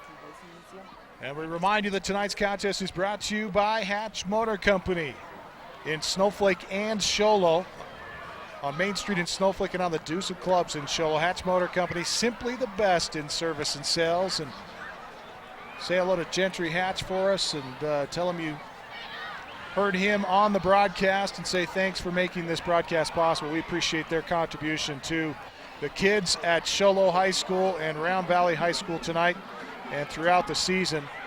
A special shout out to him and his organization. As we mentioned, the Cougars had 3 scores in the first half. And punt as we get set for the Northland Pioneer College kickoff here. We really need to mention, you mentioned how you thought Round Valley was doing a good job against the Show Low Cougar team, and you take away a couple of big plays, and this game's a different game, but of course Coach Bell's not really going to look at it that way. He's going to look at the scoreboard and say, we got to do better, guys. Yeah, well, 21-0. Absolutely. I mean, it's obviously a game with whoever has the most points at the end of the game wins, and defensively, they've shown the ability to hang tight with this Show Low Cougar team. And as Brandon even said, reflecting on the comments from Coach Bell, I think they feel like if they can just avoid the big plays, they've got a really good chance of holding the Cougars here. But on the flip side, they're going to have to find a way to get some offensive production that allows these Elks to start putting some points on the board, and that's no small feat when you're up against a quality football team like the Show Low Cougars and the defense that they've been able to show they have so far early in this game so far tonight. Set for the second half kickoff, brought to you by Northland Pioneer College. When it comes to the time to kick off your college education, be sure to choose the college with the lowest tuition in Arizona. That's Northland Pioneer College. We say special thanks to tonight's crew from Show Low High School, Sky Perez, Technical Director, Graphics, McKenna Brannon, Audio, Emma Butler, our camera operators tonight, Zach Davis, Hunter Marsh, Isaiah Miller, Dominic Stem, Christina Schwab, and James Firm, and of course the master teacher extraordinaire advisor, Mr. Jerry Butler, and our Snowflake assistant producers we'll get to in just a moment as the Cougars kick this one out of bounds. It'll be a short field for the Round Valley Elk as they start their opening possession here. And for the Snowflake High School production crew tonight, on assistant production, it is Jessica Hunt, Eli Martineau, Chelsea Weir, Nicole Kraus, and Julio Juarez. So the kick out of bounds by the Show Low Cougars to start the second half. Clearly from the reaction of the kicker, Cole Gardner, not an intended kick out of bounds by him. But they're going to line him back up again for some reason. Was it offsides or something? I didn't see a flag. Yeah, Round Valley gets a choice either to take it at the 35 or to have them re-kick it, and they're going to choose to have them re-kick it here. Round Valley started the night off with an onside kick that went out of bounds, and so Show Low here will get set to kick another one away with a 5-yard penalty, so they'll tee it up at the 35 and retry the Northland Pioneer College kickoff. Gives MPC a couple of extra name drops here tonight. Well, and it gets the Round Valley Elk return team some reps as well. Maybe something they're looking for. Obviously, Round Valley feels confident in their return team, wanting a chance to get a return. Brown is deep to receive, and they will kick to him. It is caught at the 15 to the 20, 25, spins at the 30, and will be knocked down. Spins at the 25 and will be knocked down at the 28. Jason Brown in on the tackle, right at the point of contact effectively. So good job by Jason Brown from the Cougars to shut down that run attempt up the middle. And had Round Valley taken that penalty from the kick out of bounds, they would have had better starting field position. But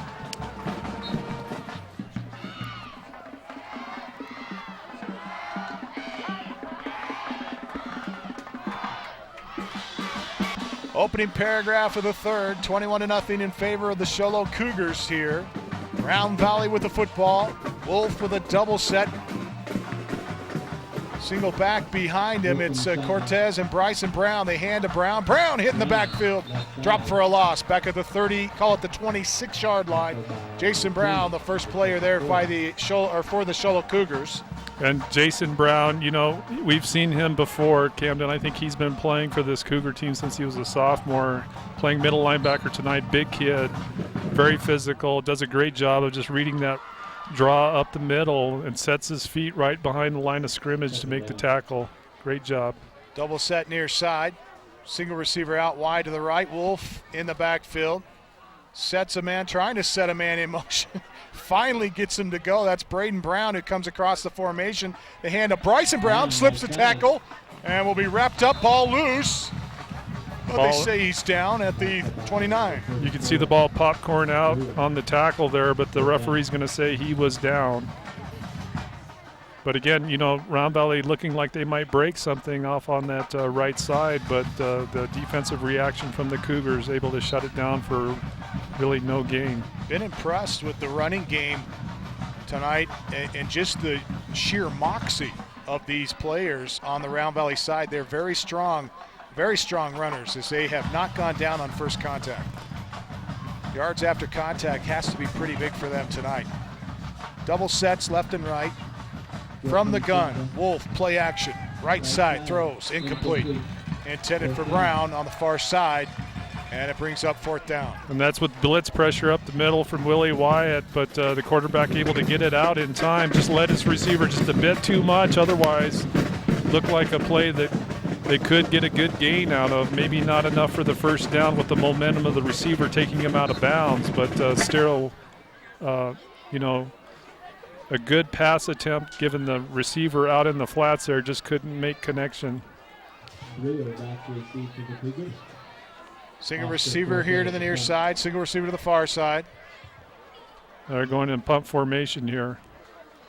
And it looks like they may be, is this punt? Yeah, they got formation? Cortez back. Oh, I see Cortez, I'm sorry. Back at the 15. And Cortez, end over ender, near sideline, going to bounce out of bounds inside the 40. Nope. At the 42. They'll mark it down in a short field for the Cougars as if they need one, up 21-0 with 10-12 to play here in the third quarter. Hey, there we go, defense! There we go! Crowd kind of quiet here as we get the third quarter started. We can hear the coaches, at least in our headphones, trying to encourage on this Round Valley Elks defense. You know, these early drives and halves are really important. If you can shut down an offense early, that sets kind of a good tone for any football team. Elks, unfortunately, weren't able to do that in the first with Show Low scoring on their first possession, so we'll see what they can do here. To throw, Rice-Door pump fakes, rolls left, throws, and it's off the shoulder pads of Jace Brewer. Had it wide open, and it's incomplete. Well, and Brewer able to find a seam out on the flat, and credit a good rollout by Rice-Dorf, able to dodge pressure coming up the middle and rolls out to the right. But Brewer just not able to get his hands up quick enough, and that ball bouncing off his shoulder pads, as you say.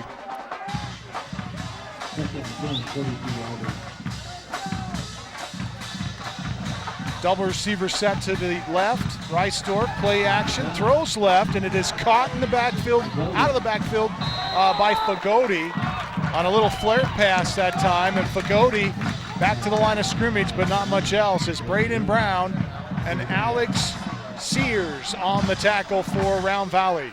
And Braden Eisenlord as well, the corner out. We saw him get hurt in that second quarter. He's fine now.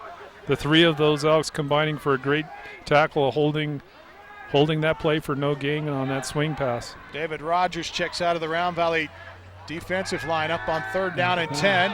Sprint draw, left side, Wyatt, big hole, a lot of room, gets out to the 45-40, to the 30, and he speeds up the far sideline.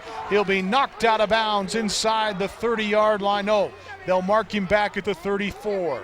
And those are those big plays we talked about earlier, Camden, the ones that really sting for the Elks. That time, outside linebackers for the Elks are blitzing. leaving a lot of space for Willie Wyatt to find room out on that left side after getting that handoff. And Wyatt, you know, he has great speed for as big as back as he is, and he takes full advantage there. 9 minutes, 21 seconds left to play in the third quarter. A Horn Auto Center first down for the Cougars, and Wyatt carries off tackle left side, has 4 or 5 yards. Udall on the tackle for Round Valley. Sullivan Udall coming up from his safety position to make that tackle. But again, anytime you have safeties making tackles in the middle of the field, it usually means a good gain, and that time at least 6, maybe 7 yards for Willie Wyatt on that run. Defensive coordinators do not want their safeties to be called on very often in that situation, especially from the run game. Yeah. And a throw near side. Penalty marker's going to come in as Merrill was draped over the back that time. Nick Reedhead was this receiver just doing a quick slant in route, and Merrill trying to get in underneath, but unfortunately pushed him from the back. And the back judge, seeing that contact, throws the flag.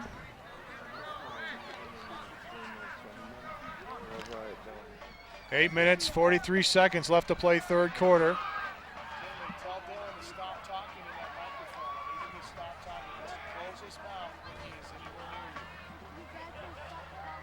8:43 to play third, a 21-0 lead by the Sholo Cougars.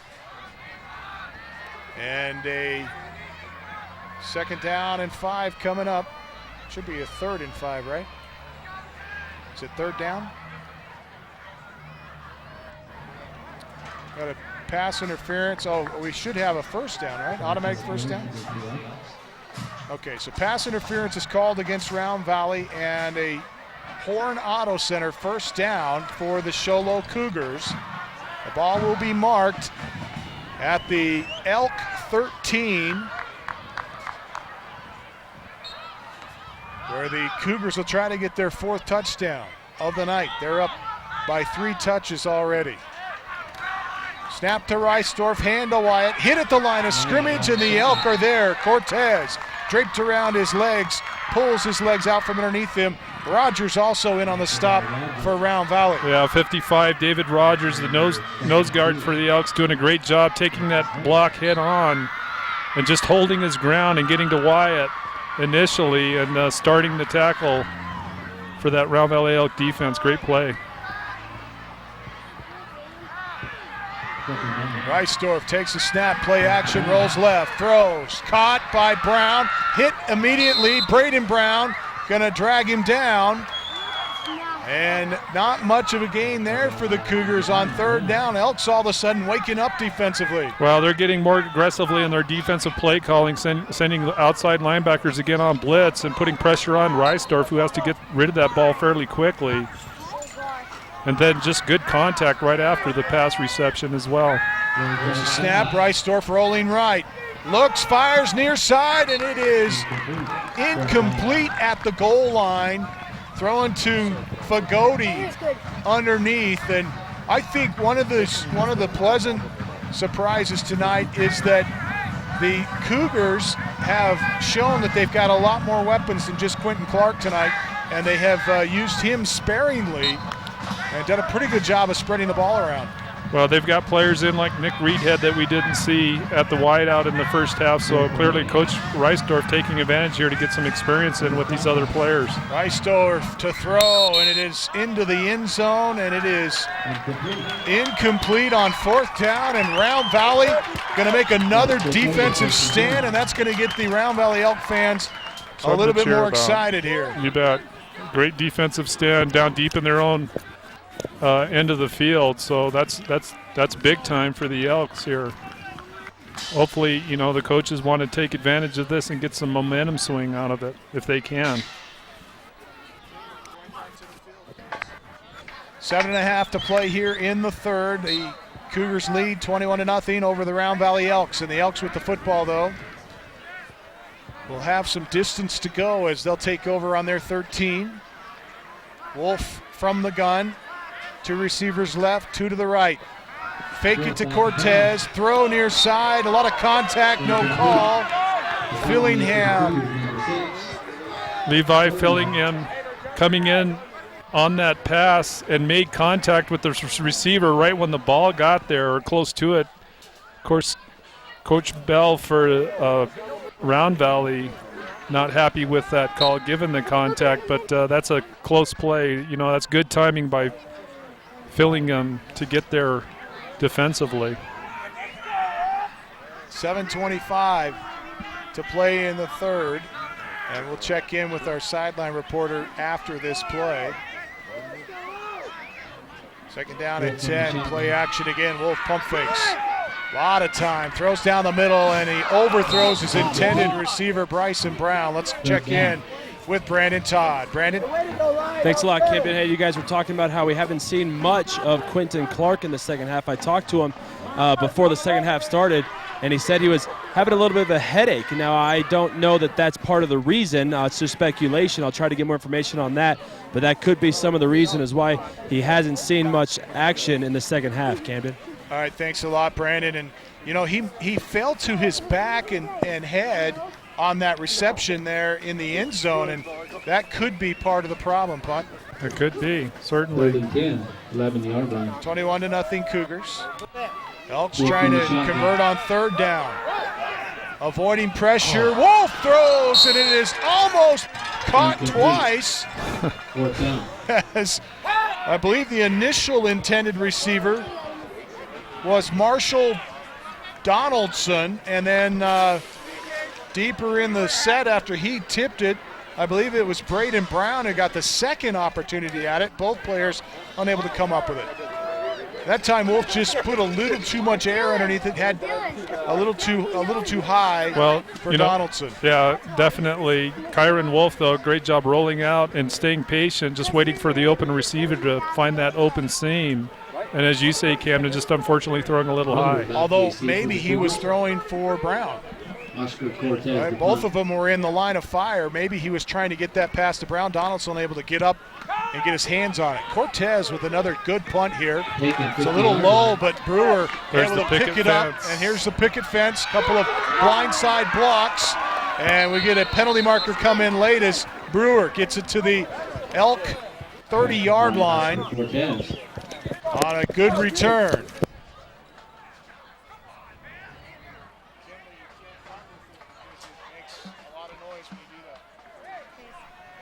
6:56. So they will call Sholo here for the crackback block in the back on that picket fence setup, trying to break the runner free on that far sideline, or a holding, I should say.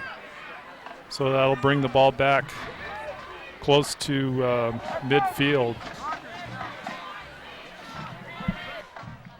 I want to say special thanks to our executive producer tonight, Mel West. Working with him all summer long to prepare for tonight's season opener here, and he always does a terrific job for Sholo TV Channel 56, and also does a great job in volunteering his time with the students here tonight and throughout the season. Reisdorf to throw, looking near side, deep down the right side, and it is caught at the 10, 5, touchdown! Xavier Vargas, the Cougars, with their fourth touchdown of the night. And that's against some solid defense from number 3, Kyron Wolf, in my opinion, staying stride for stride. But, you know, you got to credit Vargas just going up a little bit higher with a better timed leap to just catch that ball and really pull it over the head of Kyron Wolf. And then not only catch the ball, maintain its footing, coming back down and able to run into the end zone. Wow, what a great catch by Xavier Vargas. That one will be part of the highlight reel for sure. The point after try looks like it's wide to the left, but a penalty marker thrown in the backfield. No good, flag on the play. And an injured player, that's Rogers, going to come up limping, and not putting any weight on that right foot, right leg. We can see a couple of his teammates carrying him off. Coaches are saying, no, sit down. And maybe a cramp the way he's getting treated by some of his teammates here. On effects tonight, we say thank you to Dylan Smith and Kinley Colwell, doing a good job tonight. Every once in a while we get to hear their friendly voices in the effects spot. Hear their conversations about trying to work with them. Yeah. It's a work in progress. Mike Colwell, we missed our stats as we get a great look at Rogers here by our camera crew. He's going to come off under his own power. Well, I think initially it looked like maybe a knee or ankle, but from the treatment they were giving him, it's clearly a calf cramp. And that's tough, you know, at the beginning of the season, and of course you're coming in with limited practice time and then also not used to the game action yet. Game speed's a lot different from practice, and no matter how you put together your practice, it's tough to match it. So these kids come in maybe a little dehydrated and then come out and understand that Round Valley maybe even had a practice this morning. Wow. And so these kids probably pretty tired coming into the game tonight. But, you know, this game is more for getting ready for the season than it is to prove anything, I think. And, of course, you know, Round Valley looking to win this game, but at the same time they're looking to improve to get ready for their season because they know that the win over the Cougars is a big win, but it won't be as big as going through the season and then making it to the playoffs, which they've done the last 2 years in a row. Coming into tonight's contest, Russ Seymour, or excuse me, Marcus Bell comes into the contest, and actually I thought I had his record, but I guess I don't have it. Reisdorf, a 43-14 record, has had a storied career there at Show Low High School so far. A couple of state championships for him and his Show Low Cougars. After the touchdown, we get set to kick it away here. As we're going to reset the Black Diamond Autoglass scoreboard. 6:45 left to play in the third. The Cougars on the board with their fourth touchdown of the night, lead it 27-0. And our Northland Pioneer College kickoff by Bryson Brown, or rather returned by Bryson Brown, and we get a horse collar and a helmet coming off here. As getting up around the headgear that time was a Show Low Cougar and an injured Round Valley player. It's Bryson Brown on the return. Well, that was who is on the ground now. Couple of Show Low Cougars tackling the ball carrier, one low, and then we could see more clearly Jason Brown coming across high, not hitting helmet to helmet at all, but grabbing up high around the shoulder pads, and when the runner falls to the ground, his helmet pops off, and he's still laying on the turf with the coaches with him right now. It's a great shot by our camera crew here, and you know, Brown is not only did he have the headgear ripped off, but he also went hard to the ground as he got airborne on that one. Well, I think the coaches, too, were initially at least talking to the officials about a horse collar by Brown when he did drag him from up high. But no flag on the play. Oh, no, there is, or is there a flag? Is that a flag? Yeah, there's a flag. Okay. They threw a penalty marker on that. That's going to tack on some yardage here as the officials can see the officiating crew there having a conversation about it. If you'd like to watch tonight's contest, you can do so at iTalk 1067. That's ITALK 1067.com. iTalk1067.com. Watch and chat live on YouTube. They'll be following the conversation tonight, speaking to the broadcast tonight. Face mask against the Cougars. Let's go back to the studio and check in with Royce Kincannon in this scoring update. Royce?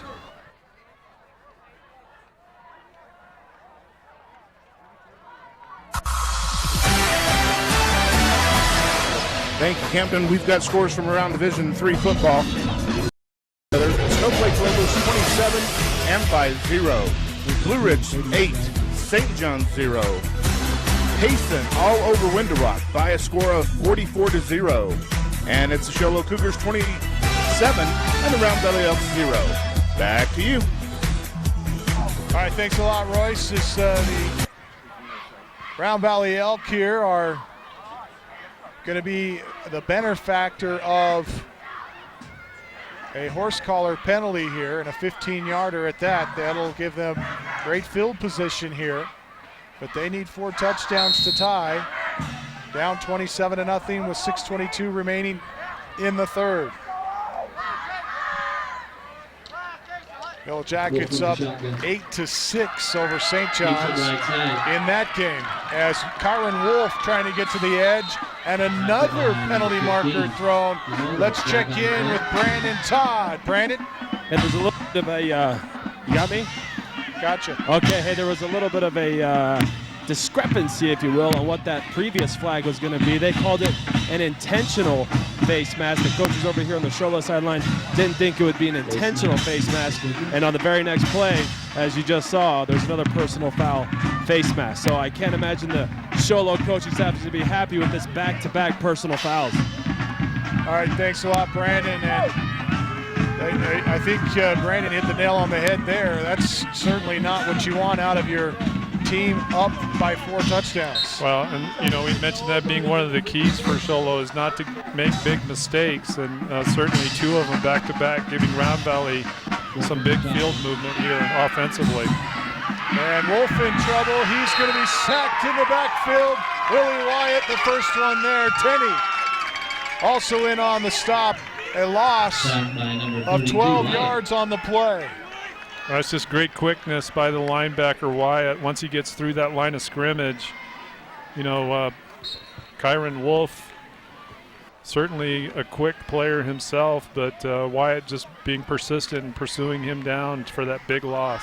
See Dallin Tenney in on that play, and you know the Tenneys have had a lot of time to help out the Cougars. A string of Tenneys coming through the Show Cougar program. And Dallin another one. Here's a middle screen to Cortez. He gets out of the tackle.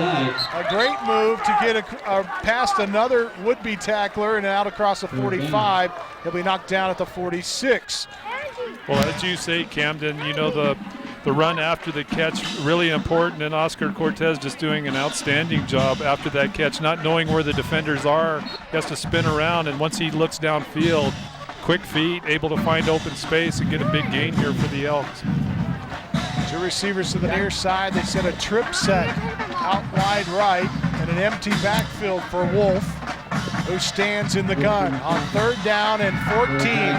Throwing deep, middle of the field, overthrows Braden Brown. He was in double coverage, may have been the only place he could put it, but we have a roughing the passer back at the 40-yard line where the Elk are going to get another big break here. Well, we were earlier praising the accomplishments of 74 Dalen Tenney, who's certainly been working hard tonight, doing a great job. But on that play, just coming in late and gets called for the roughing the passer with that late hit on Wolf. So a big penalty here that allows Round Valley to get to, the 37 of Sholo. This has got to be one of their better field positions all night long in this game for the Elks in terms of their field position on the Sholo side. You see Wolf bringing his troops to the line of scrimmage, and they have to run about 20 yards to get to the line of scrimmage after the penalty. Puts them in Cougar territory. Ball spotted at the 37-yard line. And a fresh set of downs. A Horn Auto Center first down for Round Valley as they will hand it off to Cortez on the option. He cannot get to the edge, trying to bounce to the near sideline. Willie Wyatt will drag him down for a loss of 3 on the play, back to the 46. And that's a middle linebacker coming up through the middle of the line, shooting that gap, running down Cortez, who we talked about earlier, who has great quickness, good foot speed. So that just again, a testament to the speed that Willie Wyatt, who's one of the bigger players out there as well, he's a thick dude. And for him to be able to run that quickly and chase down a back like Cortez just highlights how great of a defender he can be. And I apologize, it's not to the 46, it's to the 41-yard line. Second down and 14. Man in motion, crosses the formation from left to right. They hand to Udall going right side. Bounces out of the tackle, has a first down. Knocked down inside the 30-yard line. Sullivan Udall, great job running off right side tackle there, just looking for openings where he can get them. Once he breaks a line of scrimmage, just does a great job of running outside and getting that big gain. And the sprinklers are coming on here at Round Valley. That is one thing they forgot to do is turn off the timed sprinklers here. As I'm not sure, let's see if we can get a shot here on the crew. It's actually spraying the Round Valley side. Looks like the sprinklers are only on the Round Valley side at the moment. And so they'll take time out to get the crew out to turn off the sprinklers. And we'll try to get Kinley to stop running so we can get the sound effects mic to stop rattling. But with 3:21 left to play here in the third, it is Sholo up 27-0. And right as Round Valley is driving here, picking up a Horn Auto Center first down in Cougar territory at the 24-yard line. It is unfortunate that they actually have a break here, a little bit of momentum on their side. And looks like they're going to go ahead. Are they going to try to play with the sprinklers running? Well, it looks like the sprinklers that are going are on the looks like they're getting them turned off here. But anyway, they're on the opposite end of the field than the direction that Round Valley's going in. Running.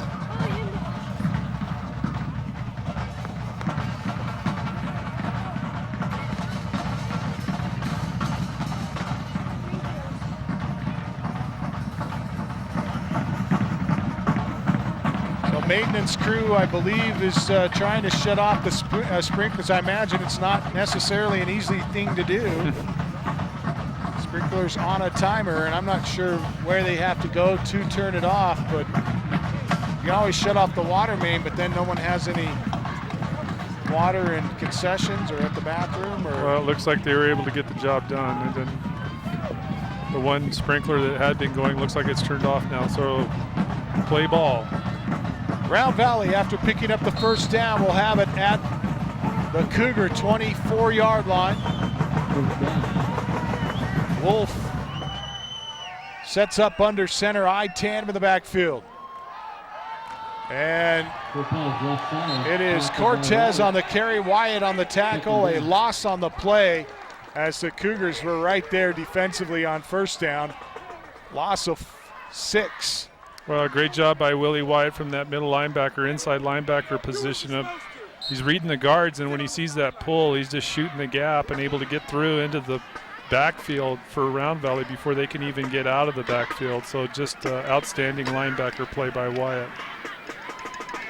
We'll see if Wolf goes back under center or if he stays in the gun. They've had some success with the gun. They're going to go under center again. Wolf with a slot to the left side of the formation. They set him in motion left to right. With a high set behind him, and he'll throw under pressure here and misses his intended receiver, who looked like he was open. That pressure appeared to be coming from number 6, Levi Fillingham, who is blitzing from a linebacker position and putting enough pressure on Wolf to have him rush that pass a little. That was intended for Bryson Brown, who looked like he was open for a moment. But as you mentioned, the pressure maybe getting to Wolf. Third down and a big play here for the Elk, who have been driving and need points out of this drive. Trip set left, single receiver to the right from the gun, play action. Wolf steps up out of trouble. Now throws, has a man, caught, and good for a first down. Braden Brown on the reception, A Horn Auto Center first down for the Round Valley Elks inside the 15. Great job by Wolf.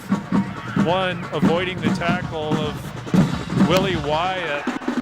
You know, the lone back they had in the backfield's left to try to block those linebackers, and Wyatt just blowing through those blocks, but credit Wolf for evading that sack attempt and then finding the open receiver and just delivering a dart. That's one of the bigger plays offensively for the Elks tonight, and in a really crucial spot in terms of both field position as they're marching down towards that Sholo end zone.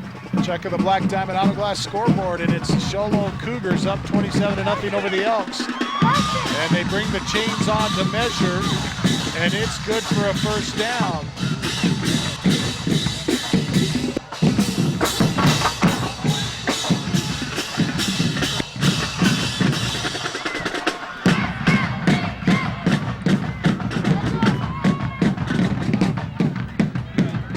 So a Horn Auto Center first down for Round Valley.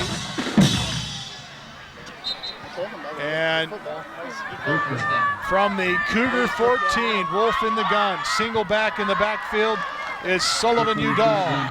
They play action to him.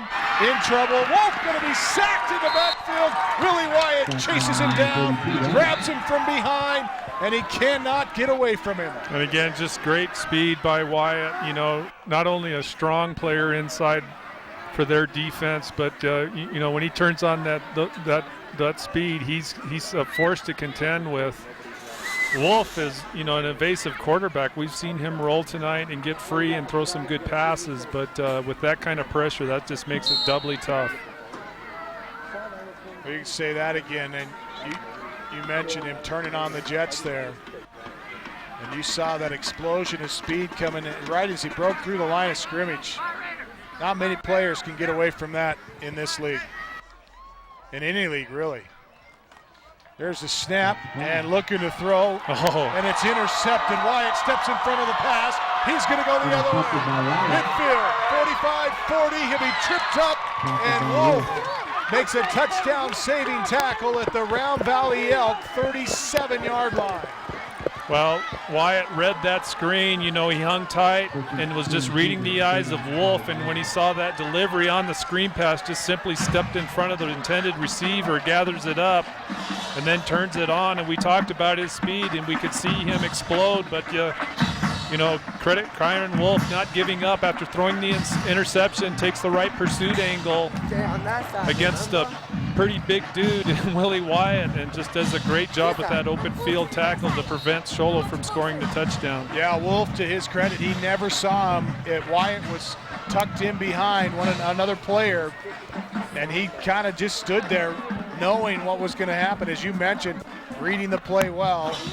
And the Cougars looking to roll here. They set Brown in motion. They throw to him off the left side. It is caught. Stiffs arms a player down to the 20-yard line. Good for a Horn Auto Center first down as Sullivan Udall has the tackle, but not before the Cougars get a fresh set of downs. That was a good stiff arm by Jason Brown, as you say, against Sully Udall to allow him to gain another 3 or 4 or 5 yards. So Sholo certainly keeping the offensive pressure on here, driving down deep into Round Valley territory. Minute 10 left to play in the third. Cougars up by 4 touchdowns, trying to make it 5 here. Give to Amoto, and Amoto spinning through some traffic as the Cougars continue to showcase their weapons here tonight. Well, you know, we talked about the tenacity of some of these Round Valley runners, and certainly have to say the same with Sholo here. Emoto that time running up the gut and just bouncing off tackles, and even when he's under wraps by one of the defenders, just keeping those legs moving and able to gain additional yardage. I want to remind you to stick around to our post-game comments tonight as we get a procedure call here against the Sholo Cougars. And we'll announce our Beeler Orthodontics straight line play of the game. Also our Honda Outdoor Ski and Sports Store player of the game coming up in our post-game show, brought to you by the Sunrise Park Resort. Some scores coming in. Blue Ridge with 4:37 left in the fourth quarter, up 8-6 over St. John's. So St. John's giving the Yellow Jackets all they can handle tonight, or almost all they can handle. Be an interesting outcome in that game. Both teams with new head coaches, and with change comes challenge, and sounds like both of those programs may be challenging each other here tonight. Timeout on the field. We'll take one with them. 6:46 to play, third quarter. It's 27-0 in favor of Show Low. This is Hatch Motor Company's presentation of high school football on iTalk 106.7 and worldwide on iTalk1067.com. Provides the finest full-service mobile and in-shop glass repair services, from free chip repair to windshield replacement, tinting, and more. We're here to pamper you and your car. Black Diamond Auto Glass.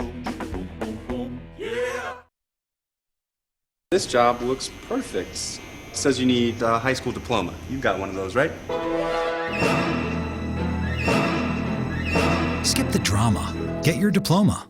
I got that. Find free adult education classes at finishyourdiploma.org.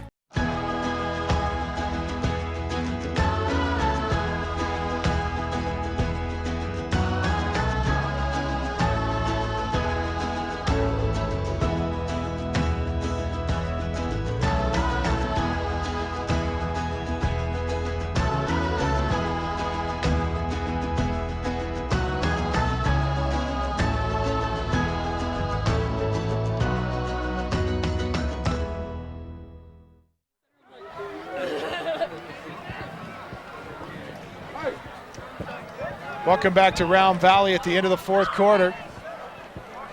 27-0 in favor of the Show Low Cougars, and threatening to score here. We owe you a scoring update. We'll get to that here in just a moment, as the Cougars will line up inside Elk territory, inside the 15. Ball spotted at the 12. It's 3rd down and 2 for the Cougars.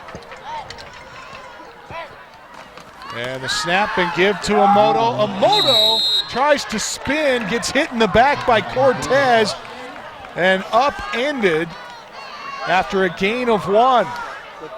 Well, Cortez coming up from that safety position or linebacker position, just a great job of just staying low and not going for the fake by Amoto, and just driving in hard, as you say, Camden, to make that great tackle.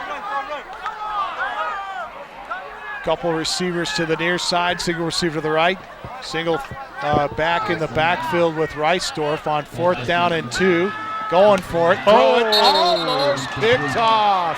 Number 10, Clayton Merrill, just read that quick slant route in from the wide out. Jumps up in front, got his hands up, just couldn't make him the catch. Merrill had a lot of green in front of him if he was able to hang on to that, but he can't hang on to it, and the Elk will take over on downs deep in their own territory. Let's go back to the studio and check in with Royce Kincannon and this scoring update. Royce?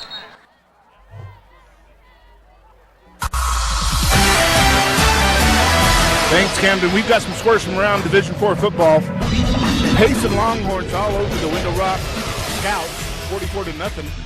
Blue Ridge 8, St. John 6.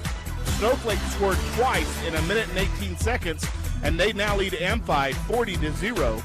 And it's the Show Low Cougars 27, Round Valley Elks 0. Back to you. Royce says the Show Low Cougars here, as you mentioned, Royce, are dominating on the Black Diamond Auto Glass scoreboard. They're up 27-0. Opening paragraph of the fourth. And although it feels like they're dominating tonight, they've only scored a single touchdown in each of the quarters, with exception to the second. They got a last-minute touchdown at the end of the second quarter on their 3rd touchdown of the night. Well, last second touchdown, very last play of the quarter. And here's the handoff, sweeping right. Cortez has some room, and he gets his Jets going and around the end, and we get to see why they're so hot on Cortez here as he picks up a Horn Auto Center First down for the Round Valley Elks. Well, it takes good speed by a running back to get out wide like that and then ultimately beat the linebackers in secondary. And Oscar Cortez doing that in spades. Good blocking, of course, up front at the point of contact to allow him to get that open space outside. But nevertheless, good piece of running there by Cortez to get the first down. From the 34-yard line, call it the 33. Under center now, Wolf with a tight end on the left side. Hands it off to Cortez, trying to bounce off that left side between tackle and tight end. Not much there, gain of 1.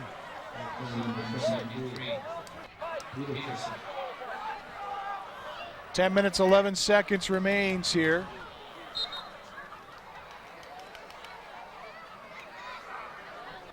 In the contest, the Cougars up 27-0. Black Diamond Auto Glass, proud sponsor of tonight's contest. Don't forget, they're the home of the free chip repair. Black Diamond Auto Glass. I want to thank them for their sponsorship this season. Couple receivers left and right, looking to throw on second down is Wolf, and he has Merrill near side. It is caught for a reception at the 40-yard line. He'll get to the 41. Mason Pagodi for the Cougars on the defense there, making the quick tackle after the catch, but credit that Round Valley line giving Wolf time to find that receiver on the rollout. So good blocking up front on the line of scrimmage. Third down and short. 3rd and 2 here. Single receiver to the far side of the set for Round Valley is Clayton Merrill. Man in motion is Bryson Brown going right to left. They sweep left, give to Cortez. Cortez hit at the line of scrimmage, fights his way forward, and he'll be close to a first down. It'll depend on the spot. Great effort by Cortez. You know, he hits that big chunk of football players right at the line of scrimmage. As you say, both Elks and Cougars just balled up, but he's able to fight through and find a little seam that's going to be close enough to where I think they're going to pull the chains out here and measure.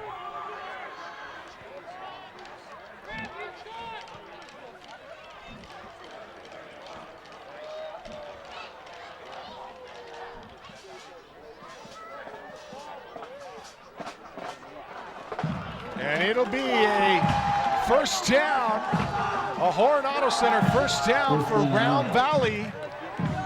And, you know, again, credit Cortez for just battling through that big chunk of football players right at the line of scrimmage. It looked like they were going to hold him for a no gain, and then he just finds that little seam to get the first down. Single receiver to the near side of the set for Round Valley is Clayton Merrill. The tight end lined up on the right side, and a man in motion coming left to right is Brown. Rolling right is Wolf, looking to throw, has his man, and it is caught close to a first down, but a penalty marker thrown in the backfield back at the 40, or call it the 39-yard line. Couple of flags come in, and a potential hold we hear in our headset from Mike Colwell.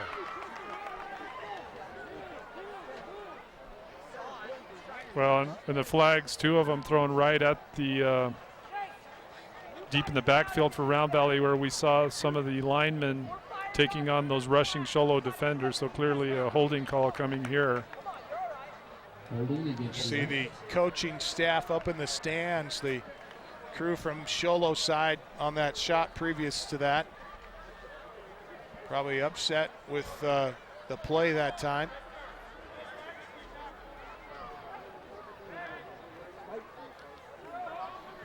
But this time a break for the Cougars.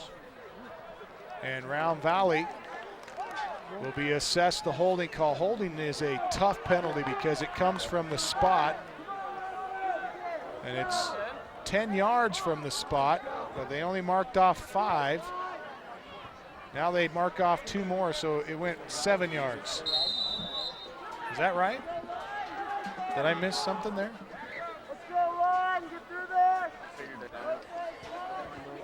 Paul Hancock will correct us later in the week, I'm sure.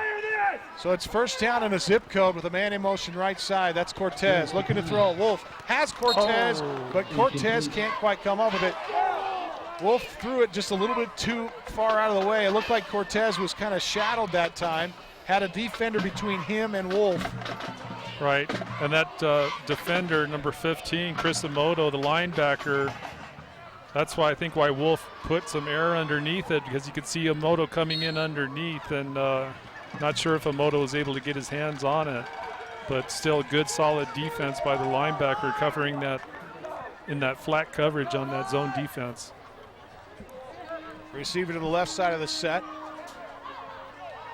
And they go trips in a bunch formation on the right side of the line this time as Wolf is looking to throw, has some time, he underthrows though, it'll be picked off by Emoto. Or excuse me, by Fagoti, and Fagoti is going to give the Cougars the ball back inside the Elk 35-yard line as he returns it to the 33. Well, a poorly thrown ball in terms of just its trajectory. It looked like it had a little bit of a duck motion on it with that rollout, and Fagoti wasting no time to just run quickly to the ball, close the distance on the ball, and able to pick it off. I think that's the first interception we've seen tonight, isn't it, Camden? Third? Oh. All by Round Valley? Oh. No, we had Brewer had one. Oh, that's right. Wyatt picked off that screen was pass it Brewer earlier. Or Wyatt? It was just Wyatt, or did Brewer pick one off as well?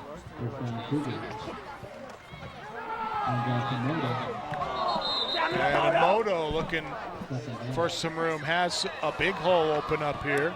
That's a draw play off on the right side, and Emoto kind of kicking himself. He's trying to make a cut back towards the middle of the field and just lost his footing. Otherwise, he had a lot of green in front of him. I think he thought he could potentially score on that run. To the Elks 26-yard line. Cougars up 27-0, 7-11 fourth quarter. And they'll send out two receivers right. Single receiver to the near side for the Cougars is Nick Reedhead. Fagoti, one of those out to the right side, and a handoff to Emoto straight ahead, hit at the line of scrimmage, maybe a yard. It'll be short of a first down though. And it is official in St. John's. Blue Ridge gets the win 8-6 over the Redskins. And the Cougars facing a third down and short, and this will be gut check time for Round Valley. Can they hold here? Well, and it's important too, you know, I'm sure the coaches are making sure that they finish strong here and not let down. There's a lot of pressure being put on this defense right now by Sholo. Handed off, it's sweeping right side. The give that time is to Emoto, and Emoto trying to get the first down, and he does. Gets the first down and more across the 20, down to the 15-yard line. Let's say they'll mark it back at the 16. Good for a Horn Auto Center. First down for the Sholo Cougars. Well, another great, tenacious, strong run by Nick Emoto, just keeping those feet moving in open space, finding seams where he can get them, and busting loose. Another great run for him. Two receivers near side, single receiver to the right. Man in motion left to right behind the line of scrimmage. Give to Emoto, slips a tackle and tries to get around another one, but is upended at the 5-yard line. Kyron Wolf, the safety, makes this stop. A touchdown saving tackle there. And that's a tough open field tackle against a runner like Emoto, who's fast and is quick on his feet. He's got a lot of room to work with, but credit Wolf for just holding his ground, breaking down, and just keeping the focus on the runner and making a great open field tackle to prevent the score. See Coach Reisdorf there, Coach Tenney also in that shot. As the Sholo Cougars pick up the Horn Auto Center first down and have it first and goal from the Elk 5. Set a man in motion, hand to Emoto again. Emoto has the touchdown, and the Sholo Cougars put an exclamation point on their night. With 5:13 left to play here in the contest, they tack another score on the board against Round Valley. Well, that's that same run we've seen quite often tonight with Emoto just going off right side. That time didn't even look like he was even touched, passing the line of scrimmage and walking right into the end zone. Chris Emoto with the score, his first touchdown of the night. We've had scores from Willie Wyatt, a couple of them from him, a 5-yard reception by Clark. Xavier Vargas into the scoring column tonight. Now Chris Emoto with a touchdown for the Sholo Cougars, and the point after try is good. And with 5:13 remaining in the contest, the Cougars go up 34-0. We'll step away. This is Hatch Motor Company's presentation of high school football on iTalk 106.7 and worldwide on iTalk1067.com. In today's challenging economy, having a college education is a must. Northland Pioneer College is here to help you prepare for your future. NPC is committed to providing you with the highest quality education with the lowest tuition cost in the state. We offer a variety of advanced learning classes to prepare you for a transfer or associate's degree, personal interest education, or earning your GED. Contact an academic advisor for more information. Go online at npc.edu. Orthodontist Dr. Joshua Beeler has been providing family-friendly orthodontics in Sholo and the entire White Mountains since 2006. If you need braces, stop in and see the friendly folks at Beeler Orthodontics and meet their professional staff. Dr. Beeler and his team have the latest in orthodontics technology, and they work with each patient individually to custom tailor the most effective treatment plan for the best results. Beeler Orthodontics is a proud sponsor of high school sports. Beeler Orthodontics, live to smile, love your smile.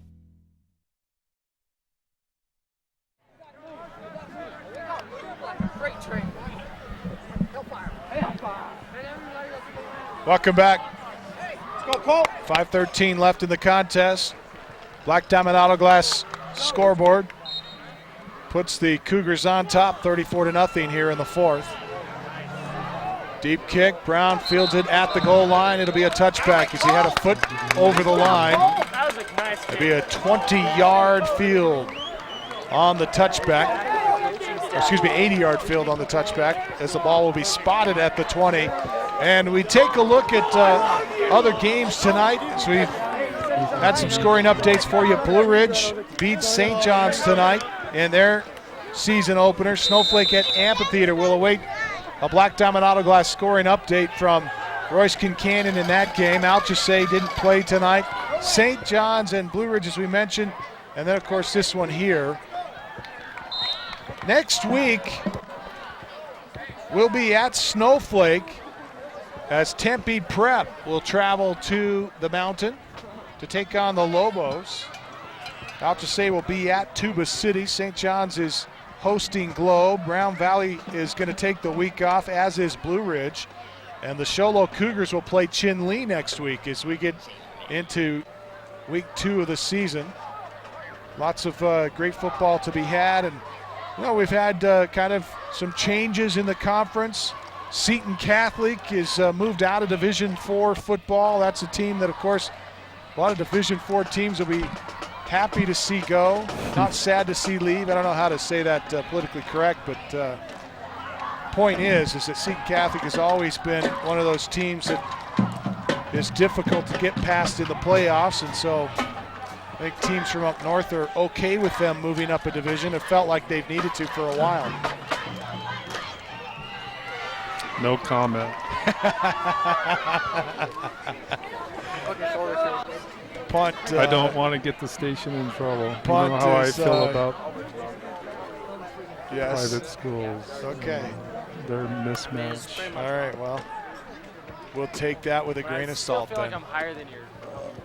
It's the Elks with the football here after the kickoff and the timeout by the Cougars. Brown makes a tackle on Cortez. And again, another high tackle by Brown up high in the shoulder pads and taking Bryson Brown down. Jason Brown, 6'1", 230 pounds. He's a force to be reckoned with. And he's fast, just like Willie Wyatt. The combination of those two guys in the middle of the field for that Cougar defense, that's pretty tough stuff. When he hits high, it gets dangerous in a hurry. 2nd down and 7. Wolf in the gun, single back behind him. And he throws a quick pass, but it's incomplete, intended for Sully Udall, and Udall couldn't come up with it. And Udall open there. Had he been able to catch that ball underneath the safety, he had some room to make a move, but just a little too high on the pass. Udall, a junior, but has the frame of a freshman. He is a small kid. Couldn't quite get up there. Let's go to Brandon Todd. Oh, hold on just a second. We'll go to Brandon Todd in a moment. I think he has some comments to make. About you, yes. Yeah, bring it on. I like that comment. It is actually a compliment. Couple receivers left and right. Play action. Throw. Caught by Brown. Slips a tackle. Drags another tackler with him out to the 40-yard line. Excuse me, the 35. It's Skylar Jane on the tackle. Brown with a nice catch there. Let's go to Brandon Todd. Brandon? Probably a bad idea, Camden. I don't really have anything worth say. I thought you were going to comment on my physique. Well, I don't. He has a sophomore. We're not going to go there, right? We're not going to go there. Okay. Not a freshman's physique, a sophomore physique. On a side note, side note, remind me not to wear my boots next game. All right, and Wolf looking to throw here, throws, and it's incomplete. Intended for Cortez, just overthrew him. And this game is a matter of inches for the Elks tonight. They've had players open, some drop passes, and certainly some passes that have been overthrown. But I think Round Valley's going to be able to recover from this game and take some real things with them into week 2. They get a week off next week, and then they host Joy Christian, which ought to be a pretty good game. Yeah, and what's impressive too, Kyron Wolf's been on his feet in that backfield. I mean, they've been putting a lot of pressure on him, and he's shown the ability to scramble and get passes off.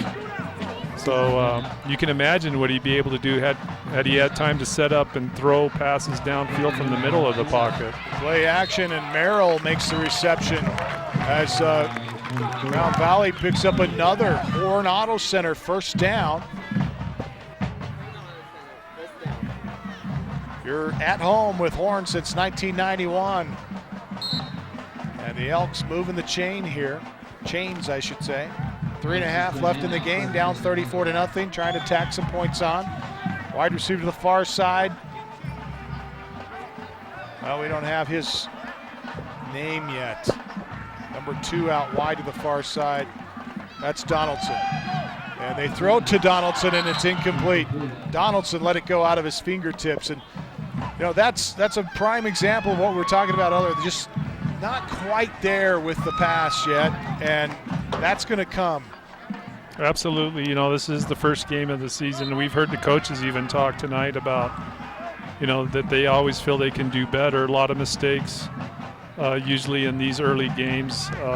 And the players themselves are just getting their coordination down, getting the plays down, getting the timing down. So, the important thing is that the quarterback, when he has time, has been able to deliver the ball and get it into good spots. And avoiding the rush here this time and making the reception. Wolf gets the ball off at the last minute under duress and is able to make a connection with Clayton Merrill. Clayton Merrill, yeah. And a Horn Auto Center first down into Cougar territory. Ball at the 30-yard line, call it the 28. And Wolf hit right as he releases that pass. Had a little bit of a wobble on it. Looked like it might be up for a pick, but credit Merrill too, coming back for that pass and going up high to pick it before the defense could get to it. No, are you going for 2.5 left to play. Going for. And we'll have our effects guy try to keep it quiet there on the far side as we get a reception made underneath. Bryson.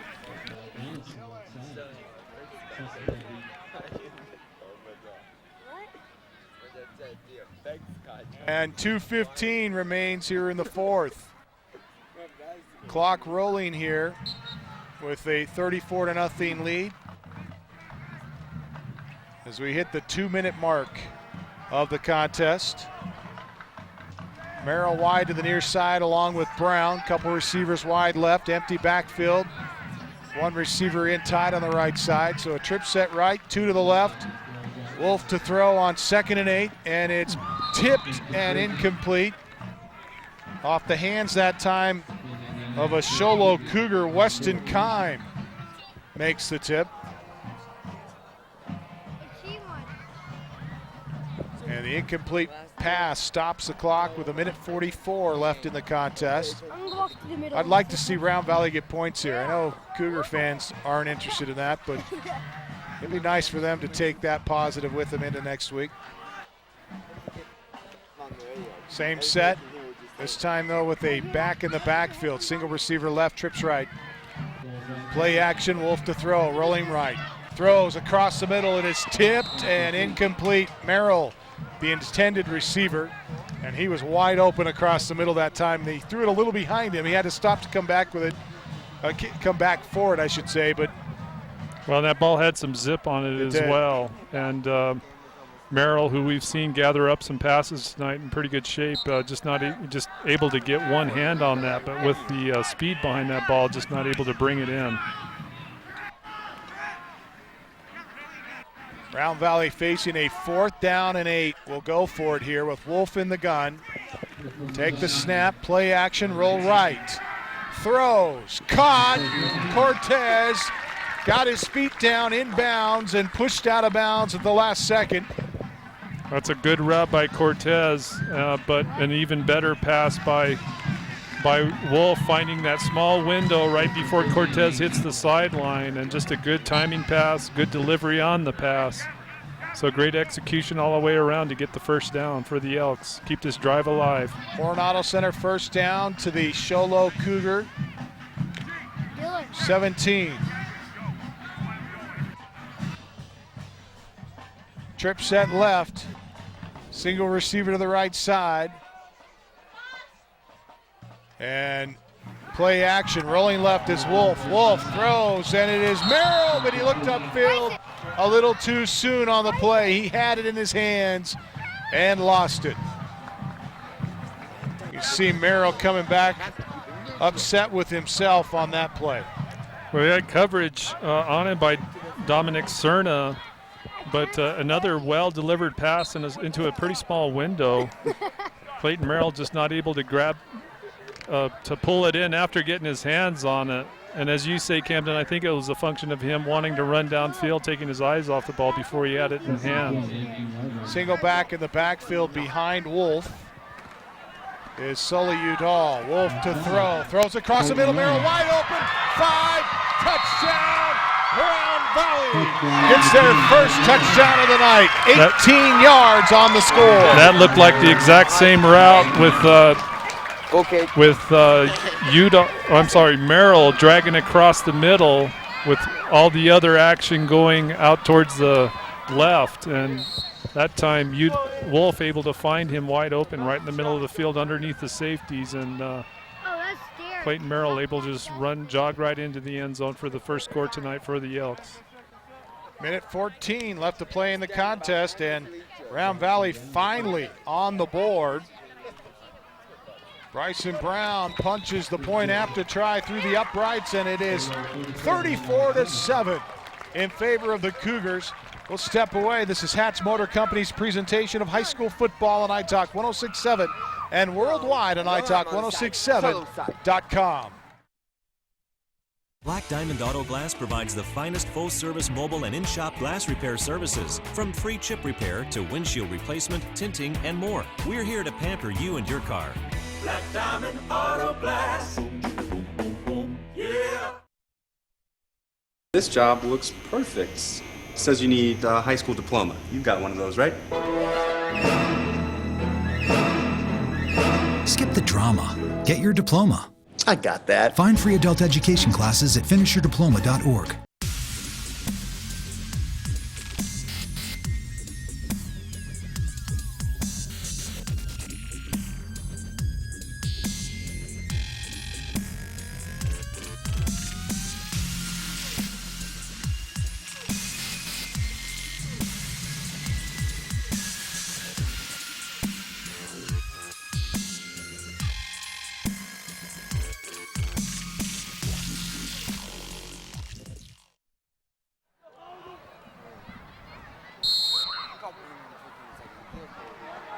onside kick. And an onside kick here, and Round Valley may have the football. A perfectly placed kick, took a good hop at the last second, but Sholo somehow comes up with it. Heads up play, Nick Reedhead. Number 8, Nick Reedhead, able to get in there, although it did bounce off one of the other Sholo players before Reedhead able to get there and beat a few Round Valley defenders to the ball. Minute 12 remains in the contest. Round Valley trying to get an extra possession here. Sholo should be able to run the clock out here, but we've seen Sholo have other plans from time to time. We'll see if they decide to take a knee or they're gonna. I'm sure they'll run the football as they get a new quarterback in. Nick Sherna taking some snaps here, or excuse me, Dominic Sherman. Weston Kime on the carry has a half a yard. Call it 6 inches. Call it a foot. Call it a yard. Give him a yard. Under a minute to play. It's the Cougars in front, 34-7. Don't forget our Sunrise Park Resort post-game comments are coming up next, where we'll announce our Honda Outdoor Ski and Sports Store player of the game. Try to get an interview with Coach Reisdorf. We'll also have our Beeler Orthodontics straight line play of the game. Hand it off straight ahead, and picking his way through some traffic here is Weston Kine, but not much there as Round Valley holds. Both teams bring, well. And 16 seconds left. Sholo is on the field ready to shake hands. They're going to let the clock burn down here. Round Valley is not going to stop the clock. And so it's a final. Sholo Cougars with their first win of the season get a 34-7 victory over the Round Valley Elks, Division 5 foe. Round Valley doing a pretty good job. We'll wrap it up for you next on our Sunrise Park Resort post-game comments. This is Hatch Motor Company's presentation of high school football on iTalk 106.7 and worldwide on iTalk1067.com. In today's challenging economy, having a college education is a must. Northland Pioneer College is here to help you prepare for your future. NPC is committed to providing you with the highest quality education with the lowest tuition cost in the state. We offer a variety of advanced learning classes to prepare you for a transfer or associate's degree, personal interest education, or earning your GED. Contact an academic advisor for more information. Go online at npc.edu. Orthodontist Dr. Joshua Beeler has been providing family-friendly orthodontics in Sholo and the entire White Mountains since 2006. If you need braces, stop in and see the friendly folks at Beeler Orthodontics and meet their professional staff. Dr. Beeler and his team have the latest in orthodontics technology, and they work with each patient individually to custom tailor the most effective treatment plan for the best results. Beeler Orthodontics is a proud sponsor of high school sports. Beeler Orthodontics, live to smile, love your smile.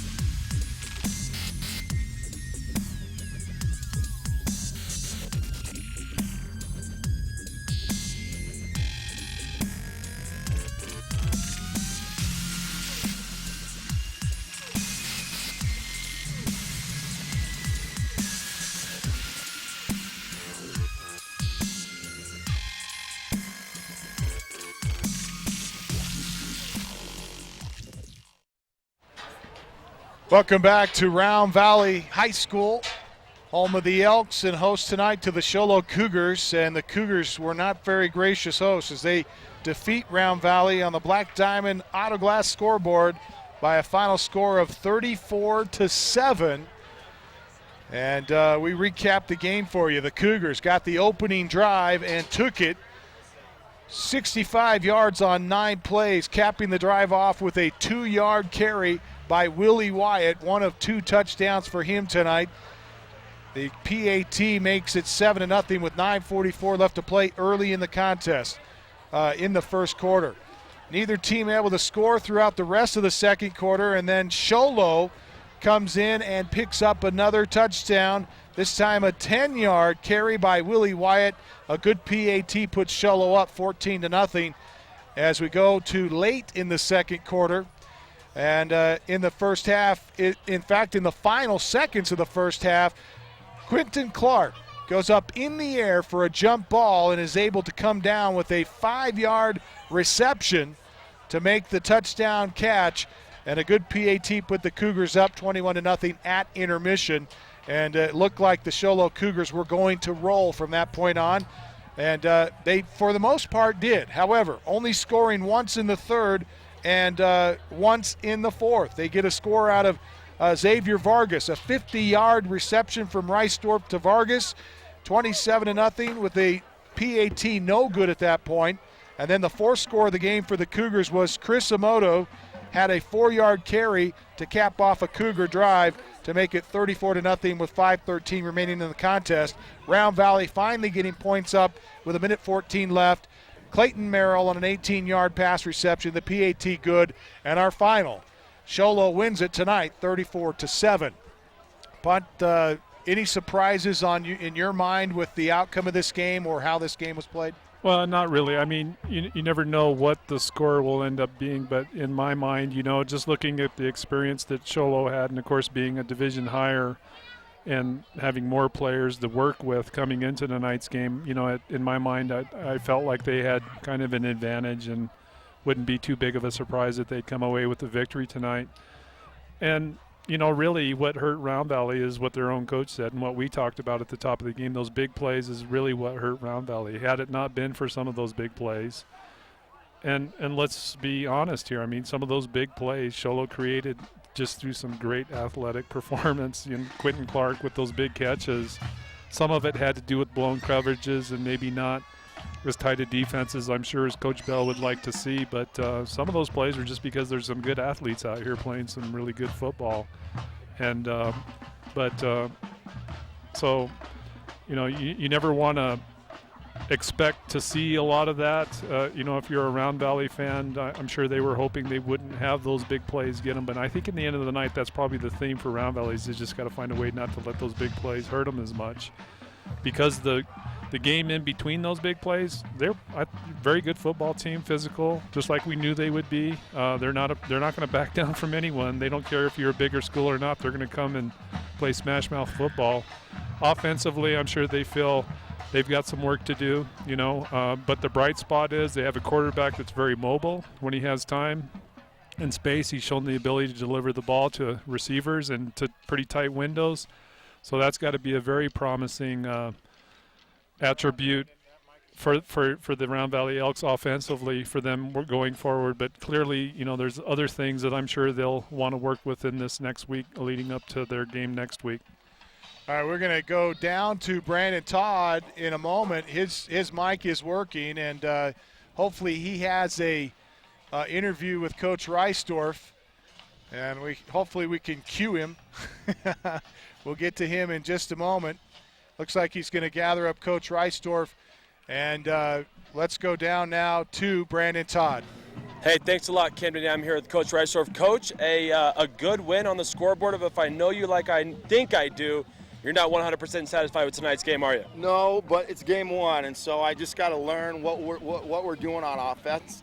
I got to have more patience.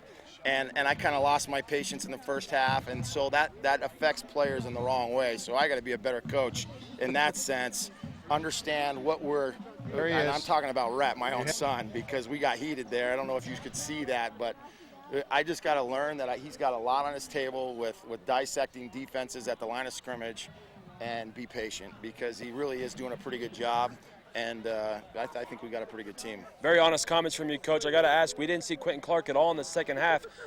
Was it an injury? Could you tell us something happened? Precautionary. You know, he hit pretty hard, I guess, on the touchdown, and we weren't sure. So if you're up 21 points, you be careful with a guy like Quentin, because he's a game changer for sure. Coach, an impressive game one. We look forward to seeing you for the rest of the year. Thank you for your time, and good luck the rest of the season. Thank you. Appreciate it. Camden? All right, thanks, Brandon. And Coach Reisdorf, always gracious enough to give us comments at the end of the game. We say thanks to him. And we'll step away. We will be back with our Beeler Orthodontics straight line play of the game, also our Honda Outdoor Ski and Sports Store player of the game, coming up next on our Sunrise Park Resort post-game comments right here on iTalk 106.7 and worldwide on iTalk1067.com. It's the finest full-service mobile and in-shop glass repair services, from free chip repair to windshield replacement, tinting, and more. We're here to pamper you and your car. Black Diamond Auto Glass. Yeah. This job looks perfect. It says you need a high school diploma. You got one of those, right? Skip the drama. Get your diploma. I got that. Find free adult education classes at finishyourdiploma.org.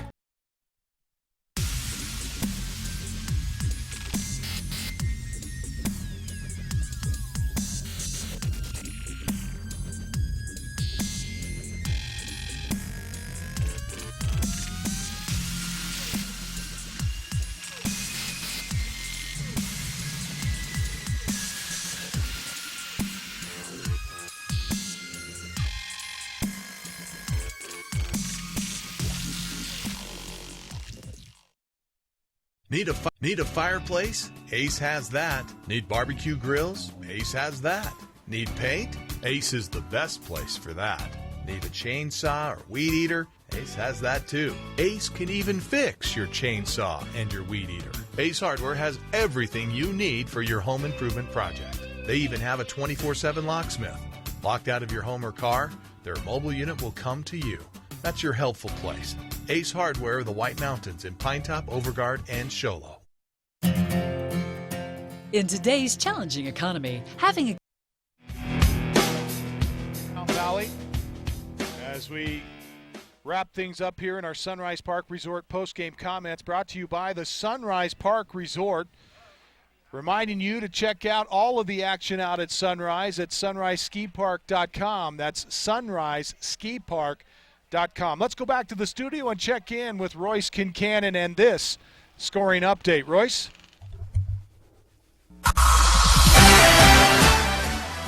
A fantastic week 0 here at Division 4 football. We had the Snowflake Lobos all over Empire by a final score of 40-0. It was the Blue Ridge Yellow Jackets sneaking one by on the St. John's Redskins with final score of 8-6. Payson Longhorns beat up on Window Rock by a final score of 57-6. And then the game of the week, brought to you by iTalk 106.7 FM, it's the Show Low Cougars 34 and the Round Valley Elks 7. Back to you. All right, thanks a lot, Royce. As we wrap things up here, we talk now about our Honda Outdoor Ski and Sports Store player of the game, brought to you by the Honda Outdoor Ski and Sports Store. They remind you, for the best hunting, hiking, camping, and fishing gear, you'll find it out at the Honda Outdoor Ski and Sports Store, south of Pinetop on Highway 260, on the right-hand side of the road. And we'll get a legal ID for you here in just a minute, Royce. But first, our Honda Outdoor Ski and Sports Store player of the game. Well, I don't want to look past, some of the contributions from the Elks tonight, who did not win the game. Kyron Wolf, the quarterback, did a great job. We saw him on defense with some big plays, and really impressed also with Oscar Cortez, their running back, and just, the effort and the ability offensively, a great running back. He just didn't have a lot of room to work with tonight, but on defense, it made some big plays as well. And on the Sholo side, there were some guys we knew coming in to look real hard and close at, just given their athletic ability. Quentin Clark came up huge today with some big, big plays. We knew to expect that kind of performance from him. Willie Wyatt, always a really good running back and defensive player for the Sholo Cougars. We were kind of, I wouldn't have been surprised had he come up with a big game, and I'm really impressed, though. Chris Emoto, number 15, defensively tonight, did some great things for the Cougars. And on offense, we saw him do a great job in the backfield replacing Willie Wyatt. Had some big breakout runs, scored a touchdown here late in the game. So certainly kudos to him. I thought he had just a really outstanding game, kind of the defensive leader early in the game for the Cougars. But it's really hard to look past the performance of Willie Wyatt tonight. He got that big pick on the defense, got some big sacks with his quickness. Just gave Kyron Wolf, the quarterback for the Elks, just gave him fits tonight. Gave him a couple of touchdowns. Couple of touchdowns, running the ball. He's just a force to contend with. I mean, he's a big kid, real physical. And fast. And when he turns jets on, boy, I tell you, that's pretty impressive stuff. And like I said, it's just really difficult to look past his performance tonight on both ends of the field. So clearly, in my mind, Willie Wyatt, well-deserving of player of the game. So hats off to Willie Wyatt, our Honda Outdoor Ski and Sports Store player of the game, brought to you by the Honda Outdoor Ski and Sports Store, south of Pine Top Highway 260, right-hand side of the road. Best place for hiking, hunting, camping, and fishing gear. You'll find it out at the Honda Outdoor Ski and Sports Store. Let's go to Mike Caldwell with a look inside the numbers that tell the true story here tonight. Mike? All right, thanks, Camden.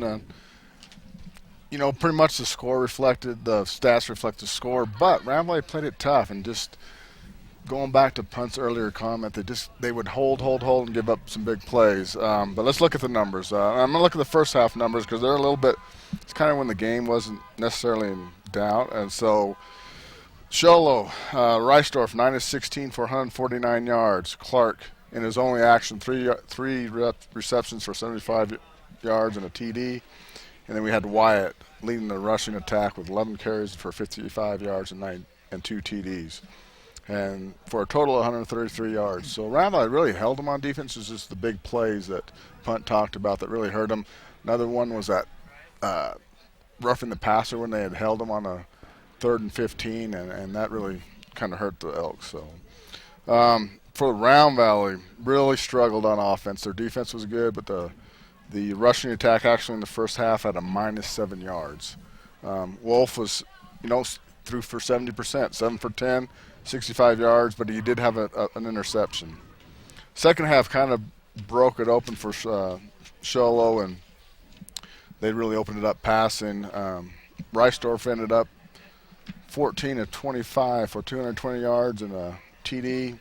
Wyatt just under the 100-yard mark, 14 carries, 95 yards.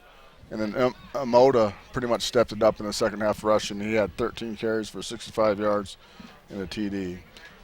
Rounding out Sholo's total, it was 220 yards passing, 165 yards rushing for a grand total of 385. Round Valley came back and really didn't run for very many yards, but Wolf, they really let him loose, and he ended up 18 for 34 for 183 yards and a TD, but 2 more interceptions in the second half, and that kind of, doomed Round Valley. So he ended up with 103 yards, 1 TD, and 3 interceptions. Back to you, Camden. All right, thanks, Mike. As we now go to our Beeler Orthodontics straight line play of the game. Beeler Orthodontics, live to smile, love your smile, and it's always hard to pick out a player of the game. It's a little easier to pick out a play of the game, I think, but there was a lot of big plays tonight. Well, there were, and anytime you say big play, Quentin Clark comes quickly to mind, and I think that long, it wasn't a touchdown pass. The play to follow, though, was a touchdown pass to Quentin Clark, but that big long pass to get them in scoring position, the second to the last play of the second quarter, that was huge because he was in double coverage. I mean, you got to credit Reisdorf as well for getting the ball there in a pretty tight window, but that was just a show of pure athleticism on Quentin Clark's part to get up high and have good hands to be able to find that ball through the defenders. 2 defenders on him really tight, and then to come down with that ball and set up the next play that's ended up putting 7 more points on the board to take, really, I think, to kind of take some of the wind out of that Elk defense. Up until that point, they had held Sholo, and we talked about, you can never turn your back on Sholo offensively. If they can find a way to put points up quickly before the end of a half, they'll do it. And that play is the one that set it up.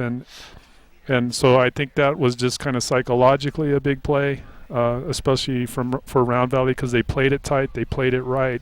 But it was just the pure athleticism of Quentin Clark going up high and gathering that ball up. Just really impressive stuff. And just an outstanding play. Absolutely, I agree. So that's our Beeler Orthodontics play of the game, our straight line play of the game. Live to smile, love to smile. Beeler Orthodontics. And that'll wrap things up for us from here. Our final score, once again, 34-7. Sholo over Round Valley. We say special thanks to White Mountain Youth Productions and Sholo TV. Kids from the Sholo and Snowflake High School multimedia classes combined tonight to bring you the sights and sounds of tonight's contest. Our technical director, Sky Perez, doing a great job tonight. Graphics, McKenna Brandon. Audio, Emma Butler. Main camera, Zach Davis and Hunter Marsh. And our field cameras tonight, Isaiah Miller, Dominic Stem, Christina Schwab, and James Firm. Master teacher extraordinaire, Mr. Jerry Butler. We say thank you to him, and our executive producer, Mel West. From the Snowflake side of things, our assistant producers tonight, camera operators Jessa Hunt, Eli Martineau, Chelsea Ware, Nicole Kraus, Julio Juarez, and we also say thanks to our effects mics operators tonight, Kinley Caldwell, Dylan Smith. Back in the studio, our in-studio producer, Royce Kincannon. On the field tonight, Brandon, the big-time Todd. And Mick Dog. Don't forget to catch him weekday mornings on Q Country 92.5 for the morning brew from 7 to 9. Weekday mornings when Brandon wakes up. And special thanks to our on-site producer and statistician, Mike Caldwell, for Punt Cooley. I'm Camden Smith, inviting you back next week as we'll be at Snowflake High School for the Snowflake Tempe prep game. Kickoff scheduled for 7 o'clock. We'll have the game broadcast for you starting at 6:45 right here on iTalk 106.7 and worldwide on iTalk1067.com. For Punt Cooley, I'm Camden Smith saying, until then, so long, everyone.